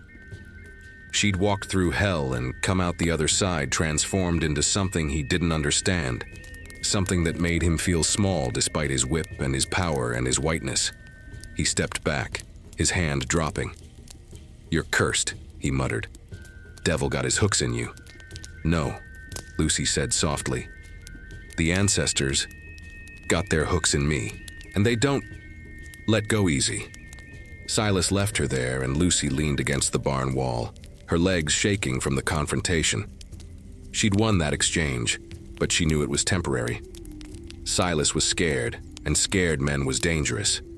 Something would have to give, and soon. That night at the secret meeting, Lucy warned the others. "They watching us. Closer now. We got to be more careful. My story spreading, and that brings heat. Down on all of us." Mama Rue nodded agreement, her ancient face grave. "Legend's a double-edged blade, child. It inspires folks, yes, but it also paints a target. We need to think about what comes next." "Running," Isaiah said immediately. "We plan an escape, get folks to the Underground Railroad." "Some should run," Lucy agreed, "but some should stay and keep teaching. Keep the fire burning here. Can't all escape, but we can all resist." Ruth spoke up, her voice trembling but determined. "I want to run, want to try for freedom. But I'm scared, Sister Lucy. What if the dogs catch us? What if we die in the swamp?" Lucy reached across and took Ruth's hand. "Better to die, running toward freedom, than live on your knees. But that's your choice to make. Nobody can make it for you." The group fell silent, each person contemplating their own path. Stay and resist in small ways, or risk everything for a chance at freedom. It was a choice every enslaved person faced eventually, and there was no right answer, only the answer your soul could live with. Over the following weeks, 3 people from their group decided to run: Isaiah and the 2 brothers, Jacob and Samuel. They planned careful like gathering supplies, studying the stars, memorizing the routes Mama Rue taught them from old Underground Railroad knowledge passed down through whispers and songs. The night before they left, Lucy gathered with them one final time in the swamp. She'd brought them each a mojo bag she and Mama Rue had prepared, roots and herbs for protection, graveyard dirt for confusing the hounds, a prayer stitched into the cloth. "You carry us with you," she told them, her scarred face solemn in the moonlight. "Every step north, you take our hopes. Every mile you travel, you prove it's possible. When you make it to freedom, and you will make it, you tell them about us, about Lucy the biter and all the others, still here fighting." Isaiah embraced her, this broken woman who'd become his teacher, his inspiration. "I'll tell them," he promised. "I'll make sure they know, and Sister Lucy, one day I'm coming back for you. Gonna see you free before I die." Lucy didn't believe that.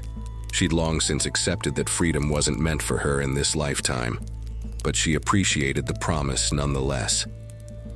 "Just live free," she said. "That's enough. Just live free. And remember." They left at midnight, moving silent as shadows through the swamp, following the North Star toward a freedom most enslaved folks only dreamed about. Lucy watched them go, standing knee-deep in black water, and she prayed to every power she knew, the Christian God, the Overseer'S, the ancestors, to keep them safe. 3 days later, the plantation bell rang an alarm. The patrollers had caught Jacob and Samuel 20 miles north, brought them back in chains, but Isaiah had escaped, disappeared into the network of safe houses and brave conductors that made up the Underground Railroad. 1 out of 3 had made it. Those wasn't good odds, but they was better than none.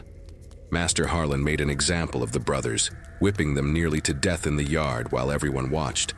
But even as they screamed under the lash, Lucy saw something in the eyes of those watching, not just fear, but also calculation.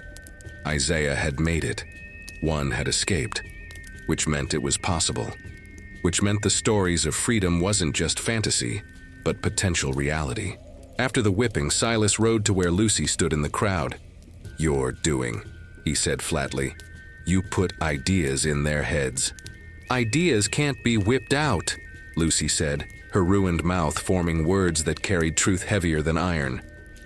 "Once someone knows, freedom is possible. You can't make them unknow it." Silas's face darkened with rage, but before he could respond, Master Harlan called him away. Lucy was left standing there, and she felt the shift in the air again. That subtle change that told her something was building, some reckoning approaching like storm clouds gathering on the horizon. The legend of Lucy the Biter had spread too far to be contained now.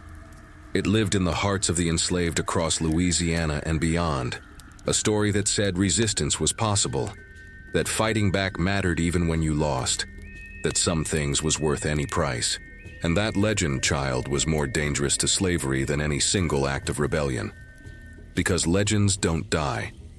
They just grow stronger with each telling, each whisper, each heart they inspire to say no more. The ancestors was watching, and they was pleased with the seeds being sown.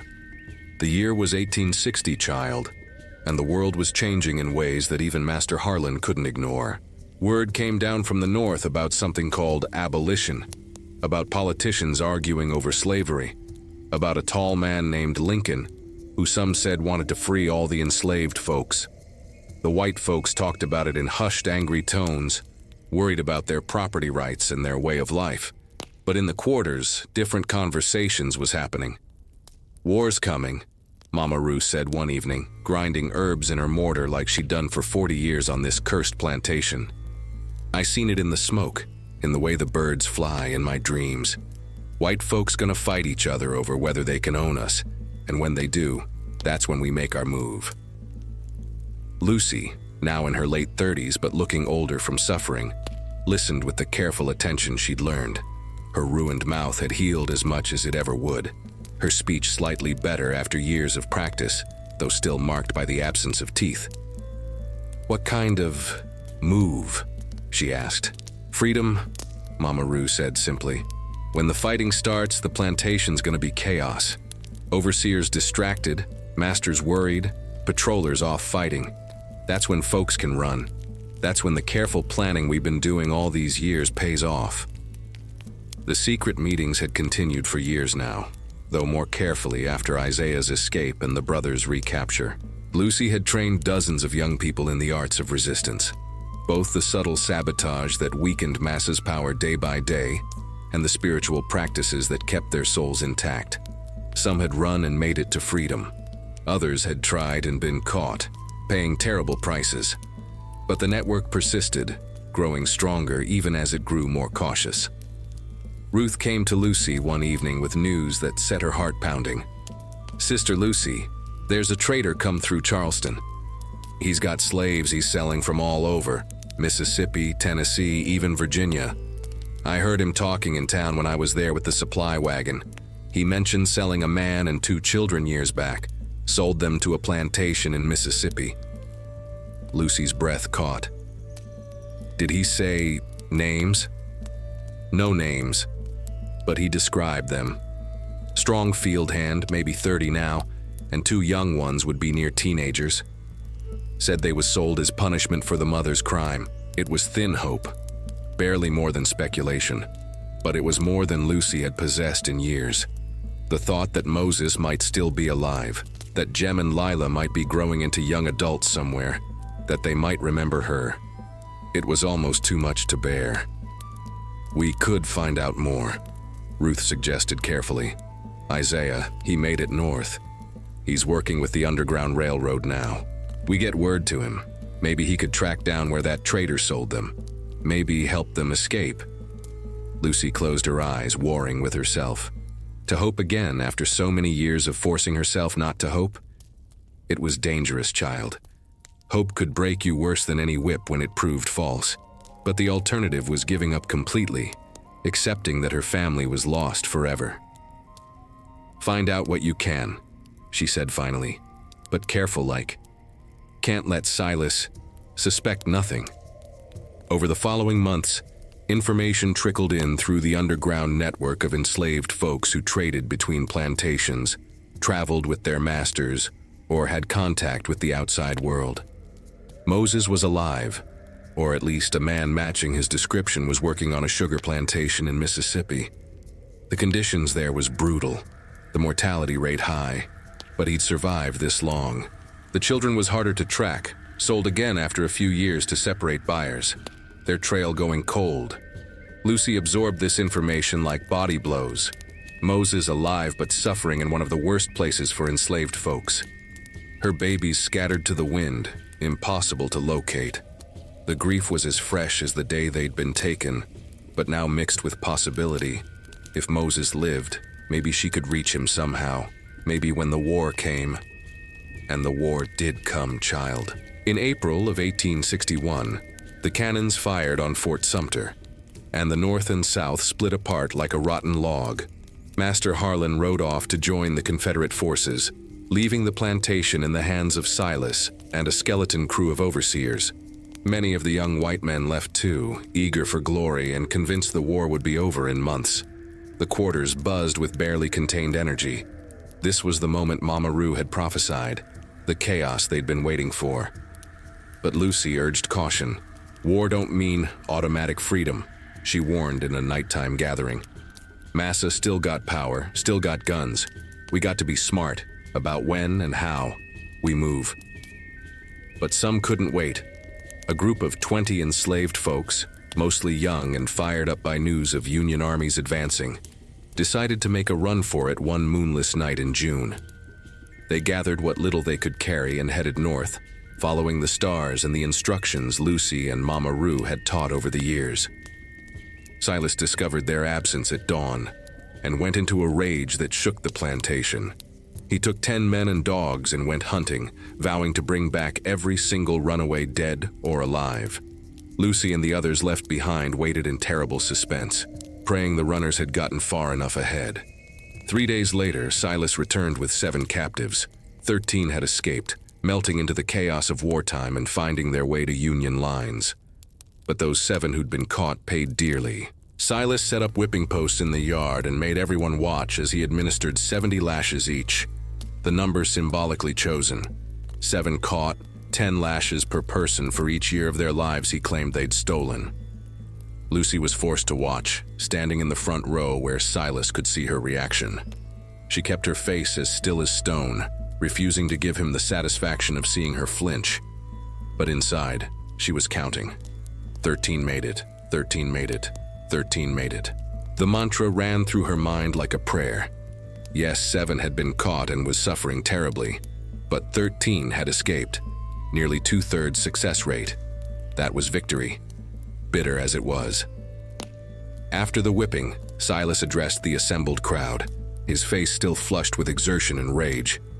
"Let this be a lesson," he shouted. "Union Army or no Union Army, you still belong to Master Harlan. Any of you try to run, this is what awaits you, or worse." But his words rang hollow somehow, child. The war was changing everything, shifting the ground beneath their feet. News kept filtering in.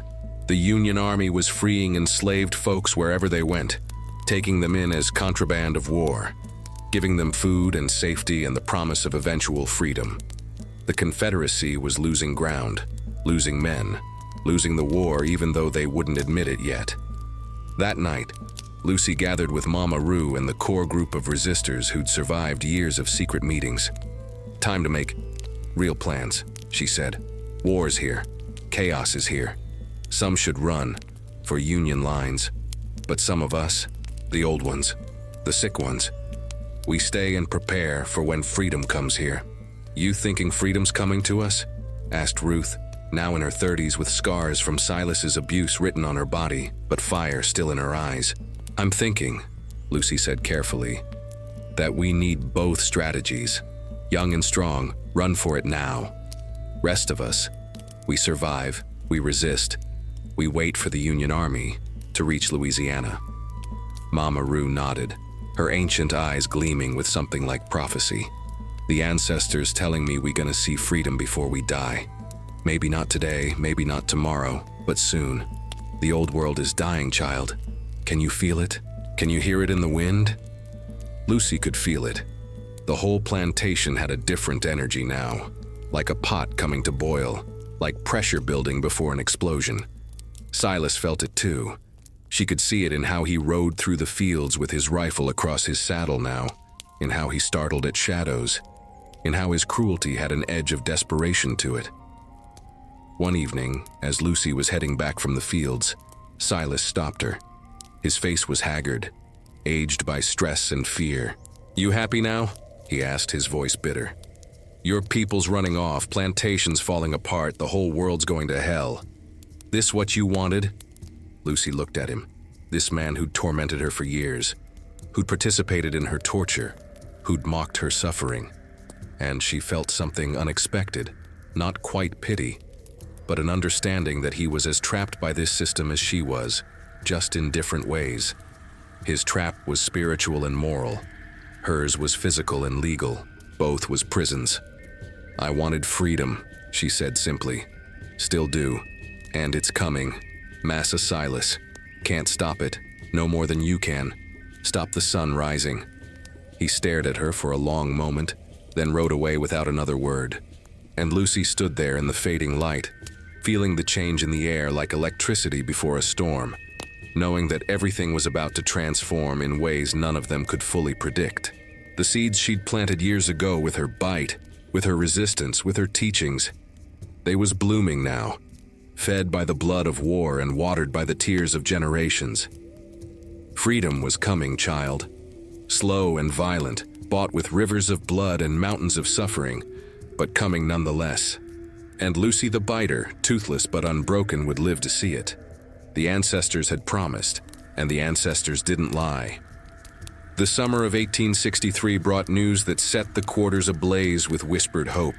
President Lincoln had signed something called the Emancipation Proclamation, declaring all enslaved folks in Confederate territory free. Of course, the Confederacy didn't recognize no Northern president's authority, so nothing changed immediate like on Harlan's plantation. But the words had been spoken into existence, child, and words got power. Freedom had been proclaimed, even if it hadn't yet arrived. Lucy was 41 now, her body worn from 2 decades of brutal field work and the lasting damage from her torture. But her spirit burned bright as ever, fed by the nearness of liberation she could almost taste. Mama Rue had passed during the winter, going peaceful in her sleep at near 80 years old, but not before extracting a promise from Lucy. "You gonna see freedom," the old woman had whispered with her last breaths. "Gonna live to tell the story. Promise me you'll tell it true. All the suffering, yes, but also the resistance. Tell them we never stopped fighting. I promise," Lucy had sworn, holding the ancient hand that had healed so many, had taught so many the old ways. And Mama Rue had smiled and let go, her spirit flying free while her body remained. Without Mama Rue's wisdom and caution, the younger folks grew bolder. A plan formed among 15 enslaved people, including Ruth and several of Lucy's longtime students in resistance. They would make a break for Union lines, a hard journey of maybe 200 miles through hostile territory, but possible if they moved smart and careful. "Come with us, Sister Lucy," Ruth begged. "You earned your freedom more than anyone. Come north with us." But Lucy knew her limitations. Her body was too damaged, too worn for the hard travel. She'd slow them down, get them caught. "I stay," she said, her scarred mouth forming the words clear despite the missing teeth. "I wait for freedom to come here. You run and carry my story with you." They planned for weeks, gathering supplies bit by bit, studying the route, waiting for the right moment. That moment came on a moonless night in August when Silas had ridden to town for supplies, and most of the remaining Overseer'S was drunk celebrating some Confederate victory that would ultimately mean nothing. The 15 slipped away like smoke, moving silent through the cotton fields toward the swamp that bordered the plantation. Lucy stood watch, her heart in her throat praying to every power she knew. The Christian God, the Orishas Mama Rue had taught her about, the ancestors who'd survived the Middle Passage. They made it to the tree line and disappeared into the darkness. Lucy waited another hour, then returned to her cabin to establish an alibi. If questioned, she'd been asleep all night, knew nothing about no runaways. But Silas discovered the absence at dawn, and his rage was biblical. He gathered every remaining white man on the plantation, 7 total, all too old or too young to be off fighting the war, and prepared to hunt. The dogs was brought out, bloodhounds trained for this exact purpose, their noses capable of tracking a scent for miles. They got maybe 6 hours head start, Silas said, checking his rifle. We can catch them before they reach the river if we move fast. I want every one of them back here by nightfall, you hear? Every single one. The hunting party rode out with the dogs baying, and Lucy joined the other enslaved folks in the fields, working under the watch of a single elderly overseer, while her heart raced with fear for Ruth and the others. If they was caught, the punishment would be severe, possibly fatal. Silas had grown meaner as the war progressed and the plantation fell apart around him. Hours passed like years. Lucy's hands picked cotton automatically while her mind was miles away, following Ruth and the others through swamp and forest, urging them forward, praying they'd gotten far enough ahead. The sun was setting when they heard it. Gunshots in the distance, dogs barking frantic-like, shouts and screams carrying across the evening air. Lucy's blood went cold. They'd been caught, or some of them had at least. Silas returned near midnight with 5 captives chained in the back of a wagon. Ruth, 2 young men, and 2 women Lucy had taught in secret for years. They was bloody and exhausted, clothes torn from running through brambles, faces marked by terror and despair. But 10 was missing. 10 had escaped. Where's the others?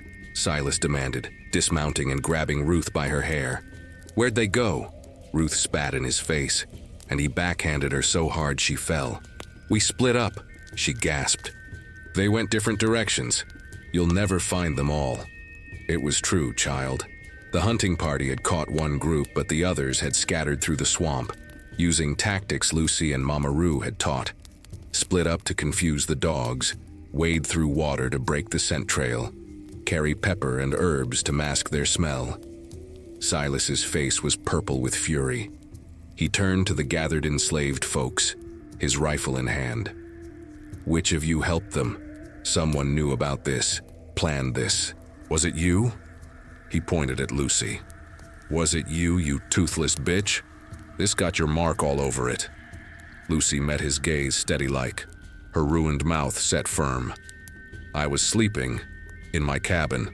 Ask anyone. She was there all night, Iadel lied without hesitation, stepping forward. I checked on her before dawn. She ain't been part of no escape. Other voices joined in, confirming the alibi, protecting Lucy through unified deception. Silas knew he was being lied to, but he couldn't prove nothing. His authority was crumbling, his power diminishing as the plantation fell apart, and the war turned against the Confederacy. Fine, he snarled. But these 5, they gonna pay for all 15. String them up to the whipping posts. I want everyone to see what happens to runaways. What followed was brutal, child. Silas administered 50 lashes each to the captured runaways, the whip singing its terrible song while everyone was forced to watch. Ruth took her punishment without crying out, her eyes finding Lucy's across the distance, communicating something wordless. Worth it, they said. Even this is worth it because 10 made it. 10 are free. When it was over and the bloodied captives was cut down, Lucy helped carry Ruth to her cabin. The woman's back was hamburger meat, torn and bleeding, but she was still breathing, still fighting. 10 made it, Ruth whispered through cracked lips. 10 are free, Sister Lucy. We did it. You did it, Lucy corrected, washing the wounds gentle-like with herbs and water. You was brave beyond measure. Mama Roo would be so proud. Over the following weeks, word filtered back through underground channels. The 10 who'd escaped had reached Union lines, was living in contraband camps working for the army, tasting freedom for the first time in their lives. They'd made it, child. Against all odds, through swamp and danger and hunting parties, they'd made it. The 5 who'd been caught slowly healed, scarred but alive. And though they'd suffered terribly, They wore their scars with something like pride, battle wounds from the fight for freedom, proof that they'd tried, that they'd resisted. Silas grew more paranoid and vicious. He knew he was losing control, knew the plantation was dying, knew the old world he'd profited from was ending. He took his frustration out on anyone within reach, his cruelty reaching new depths of depravity. One evening, he cornered Lucy alone near the barn. "This is your fault," he said, his voice shaking with rage. "All of it. The runaways, the disrespect, the falling apart of everything. It started when you bit me. When you bit Master Harlan. You're like a disease infecting everyone with your rebellion." Lucy looked at him. This man who'd tormented her for 20 years, who'd participated in her torture, who'd made her life hell in countless ways. And she smiled, that grotesque, toothless smile that had become her trademark. "Good," she said simply. "I hope I infected everyone. I hope the disease spreads till every enslaved person in the South remembers they human, that they deserve freedom, that they can fight back." Silas raised his hand to strike her, but something in Lucy's eyes stopped him. Maybe he saw the future there, the end of slavery, the collapse of everything he'd known, his own irrelevance in a changing world. His hand dropped. "You won't see freedom," he said, trying for cruelty but sounding hollow. "War or no war, I'll make sure you die before you taste it." "Maybe," Lucy said, "but 10 people tasted freedom because of what I taught them. And more will run, and more after that. You can't stop it, Massa Silas. The river of freedom is flowing now, and rivers don't run backward." She walked away from him, her damaged body moving with a dignity that transcended physical brokenness. And Silas stood there in the gathering darkness, a man watching his world crumble and powerless to stop it. The ancestors was watching, child, and they was counting down to the day when Lucy's promise would be fulfilled, when freedom would arrive not through running, but through the collapse of the system itself. That day was coming, carried on the wind of war and change, inevitable as sunrise. Spring of 1865 came different from any spring before, child. The air itself felt changed, charged with possibility and the scent of a dying Confederacy. News traveled fast now, carried by Union troops advancing through Louisiana, by contraband slaves flooding to freedom, by the collapse of plantation after plantation as white men fled or surrendered. Master Harlan had died in some meaningless battle in Virginia. His body never recovered. Silas remained, but his authority was a ghost of what it had been. Only 3 white men stayed on the plantation, and they knew their days of power was numbered. The enslaved folks worked slower, talked bolder, and some just walked off without asking permission, heading for the Union camps that had sprung up 20 miles north. Lucy was 43 now, her body failing in ways that scared her, coughing fits that brought up blood, pains in her chest that stole her breath, weakness in her legs that made walking difficult. She knew what it meant. The torture from all those years ago had damaged more than her mouth. It had broken something deep inside that time couldn't heal. But she held on, driven by Mama Rue's dying command to bear witness, to tell the story, to live to see freedom come. And by something else too. A stubborn hope that maybe, somehow, she might see Moses or her children one more time before death claimed her. Then one morning in April, a rider came with news that made Lucy's heart stop. The Confederacy had surrendered. Lee had given up at some place called Appomattox. The war was over. Slavery was ended. The quarters erupted in celebration, folks crying and laughing and praying all at once. People danced and sang spirituals at full volume, no longer caring who heard or what Massa thought, because there wasn't no Massa no more. They was free. After generations of bondage, after lifetimes of suffering, they was finally, legally, actually free. Lucy stood in the midst of the celebration, tears streaming down her scarred face, her ruined mouth attempting a smile. She'd lived to see it. Sweet Jesus, she'd lived to see freedom come. Ayodele, now elderly and frail, grabbed her daughter's hands and they danced together. Two women who'd survived the Middle Passage and the auction block and decades of slavery, now dancing on free soil. But the celebration was interrupted by the arrival of Union soldiers, blue-coated troops riding into the plantation to officially declare emancipation and establish order. The officer in charge, a Captain Morrison, was a stern-faced man who'd clearly seen too much war. But when he looked at the formerly enslaved folks gathered in the yard, his expression softened. "You're free now," he announced. "By order of the United States government and President Lincoln. Though God rest his soul, he was murdered just days ago. All slaves in Confederate territory are hereby emancipated. You can stay and work for wages if you choose, or you can leave. The choice is yours." The crowd murmured at the news of Lincoln's death, grief mixing with their joy. But the word choice hung in the air like a bell ringing. Choice. They had choice now. They could choose. Most chose to leave, packing what little they owned and heading for the contraband camps or nearby towns where freedom communities was forming. But Lucy stayed, too weak to travel far. And because Captain Morrison had brought something else, lists of formerly enslaved people seeking family members, trying to reunite after years of forced separation. Lucy approached the captain with trembling hands. "My family, they was sold away in 1843. Husband named Moses, two children, Jem and Lila. Is there any way to find them?" Morrison's face was sympathetic. "We have reunion registers at the camps. I can take your information, see if anyone matching those names has come through. But ma'am, you should know, after 22 years the chances are—" "I know," Lucy said, "but I got to try. Got to know if they still live." She gave him all the details she remembered. Moses's approximate age, the children's ages, the trader who'd bought them, everything. Morrison wrote it down, careful-like, and promised to send word if anything turned up. Weeks passed. Lucy stayed in her cabin, now a free woman living on land she'd once been enslaved on, trying to figure out what freedom meant. Silas had disappeared one night, probably fled north to escape retribution.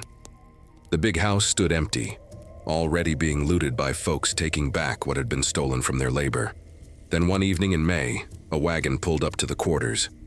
And stepping down from it, moving slow like he couldn't quite believe what he was seeing, was a man Lucy recognized even after 22 years. Older, grayer, bearing scars from hard labor and harder years, but unmistakably him. "Moses," Lucy whispered, her voice barely audible. He turned at the sound of his name, and his eyes found her across the distance. For a long moment, they just stared.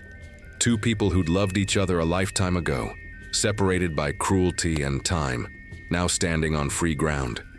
Moses moved first, stumbling forward, then breaking into a run despite his age and obvious pain. Lucy tried to run too, but her weak body failed her, and she collapsed. But Moses was there, catching her, pulling her into his arms, and they held each other like drowning people clinging to salvation. "Lucy," he sobbed into her hair. "Oh God, Lucy, I never thought. I prayed every day, but I never thought—" "You're alive," she kept saying, touching his face with shaking hands. "You're alive. You're here. You're free." They held each other while the world moved around them, while other reunions happened in the quarters, while freedom continued to unfold in all its messy, beautiful complexity.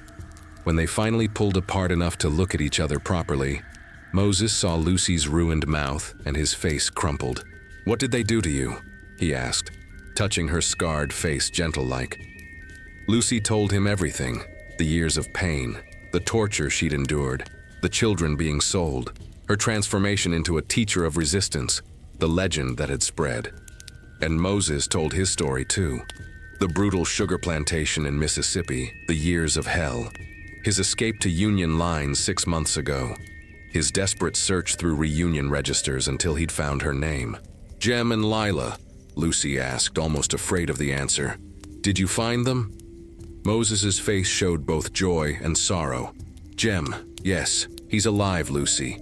He's alive and he's been looking for us. He joined the colored troops, fought in the war. He's coming here, should arrive within the week. The army's helping soldiers find their families. And Lila? Lucy's heart clenched. Moses' silence was answer enough. She died, he finally said, tears streaming down his weathered face. Cholera about 5 years ago. She was only 15. I'm so sorry, Lucy. I'm so sorry. The grief was crushing, but also somehow bearable because Moses was here. Because Jem was alive and coming home. Because they'd survived and found each other despite everything designed to keep them apart. One child lost, one found. It wasn't fair, wasn't enough, but it was more than most separated families ever got. 6 days later, a young soldier in Union blue walked into the quarters, and Lucy knew him immediately despite 22 years and the transformation from boy to man. Her son. Her Jem, alive and free and coming home. The reunion was everything and not enough, tears and embraces and stories shared and grief acknowledged for Lila who would never join them.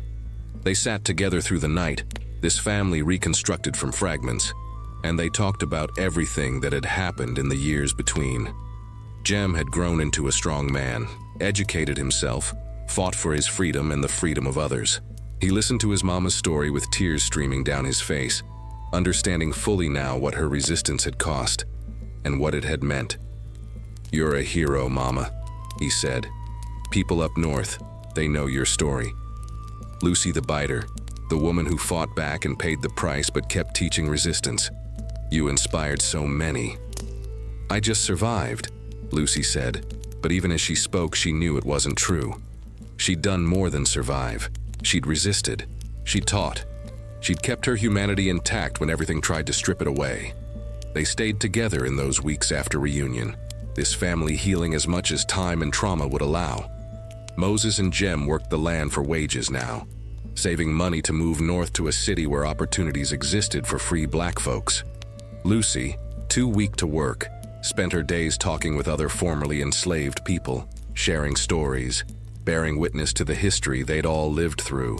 Her cough got worse as summer progressed. The blood she brought up darker and more frequent. She knew death was approaching, could feel it in her bones. But she'd accomplished what she'd set out to do. She'd survived to see freedom, to hold her husband and son again, to know that her resistance had meant something. One evening in late August, sitting with Moses and Jem on the porch of their cabin, as the sun set over the cotton fields that would never again be worked by enslaved hands, Lucy felt a profound peace settle over her. I'm ready, she said quietly. For whatever comes next, I seen what I needed to see. I testified to what happened. The story won't be forgotten. No, Mama, Jem said, gripping her hand. I'll make sure of it. I'll tell everyone. Your story, Mama Rue's story, all the stories of resistance, they'll live on. Lucy smiled her toothless smile, and for once it didn't look grotesque. It looked like triumph. Lucy passed from this world on a September evening in 1865, child, with Moses holding one hand and Jem holding the other, while Ayodele, who'd outlived everyone's expectations, sang an old Yoruba lullaby from the days before the ships, before the chains, before all the suffering. She went peaceful-like, her breathing growing shallow and then stopping altogether, her scarred face finally at rest. They buried her in free soil, not slave ground. That mattered, child. That mattered more than words can say. Jem carved a marker from cypress wood and burned her name into it. Lucy the Biter, it read, followed by the dates of her birth and death and one more line. She fought back.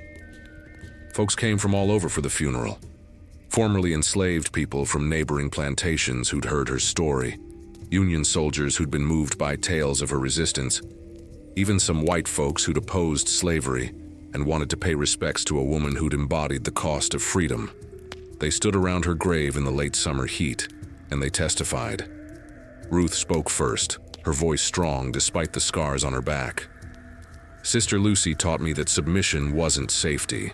She showed me through her own suffering that fighting back mattered, even when you lost. Because of her, 10 of us made it to freedom.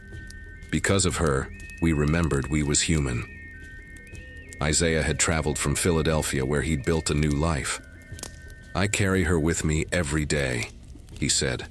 "When I walked into freedom, I carried Lucy's teachings, Lucy's fire, Lucy's refusal to be broken.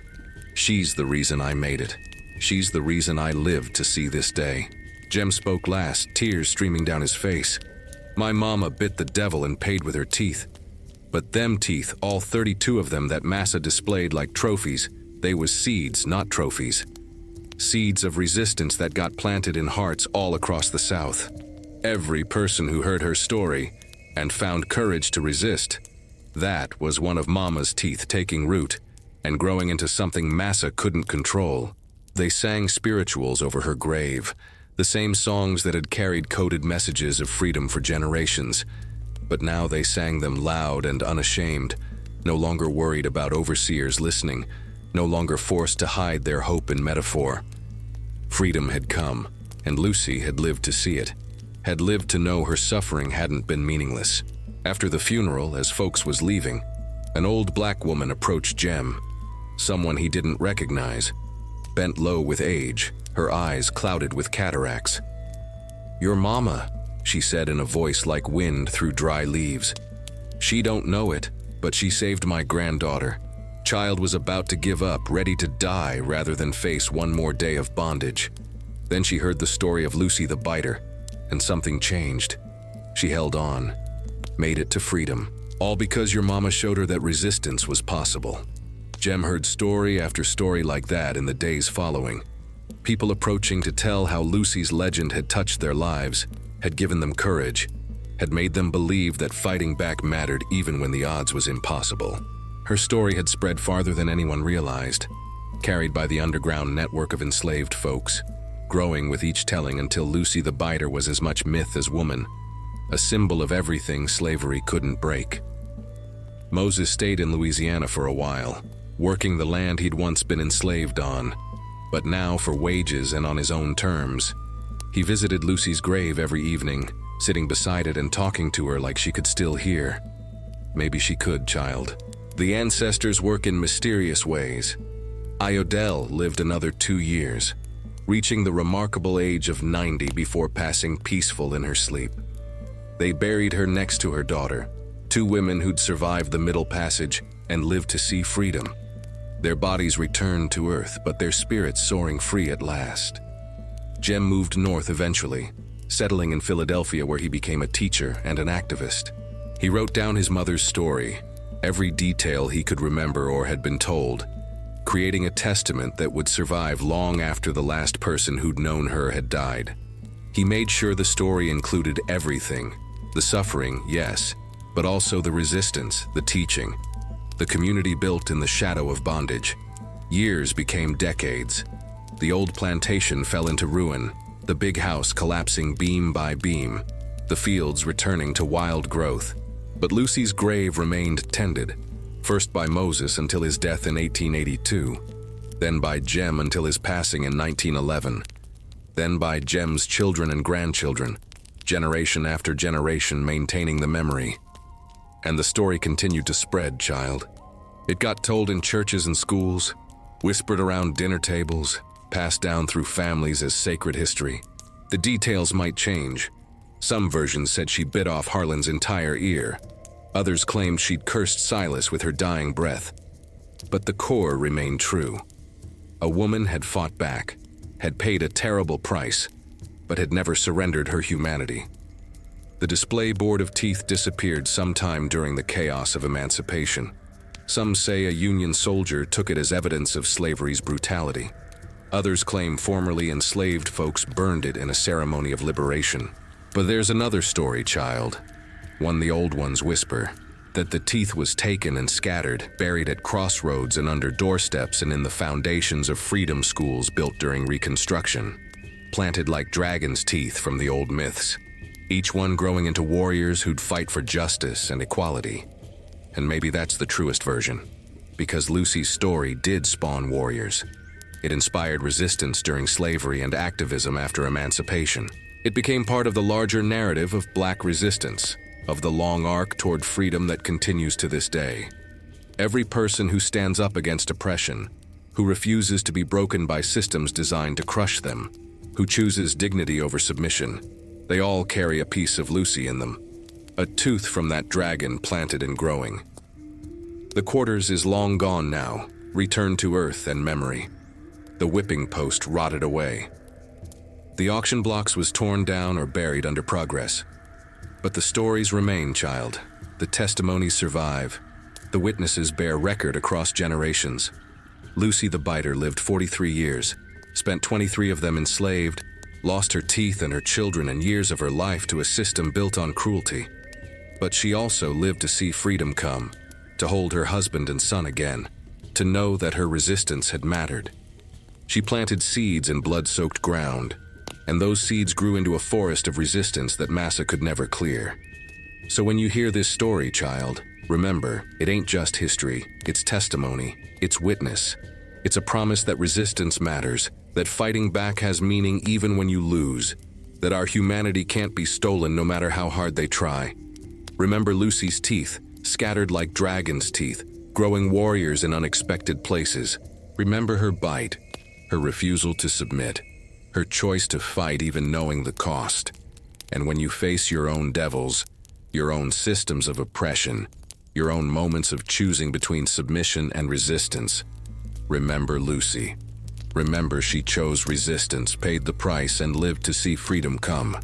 Remember that your suffering can plant seeds if you let it, that your resistance inspires others even when you can't see it, that the ancestors is always watching and keeping account.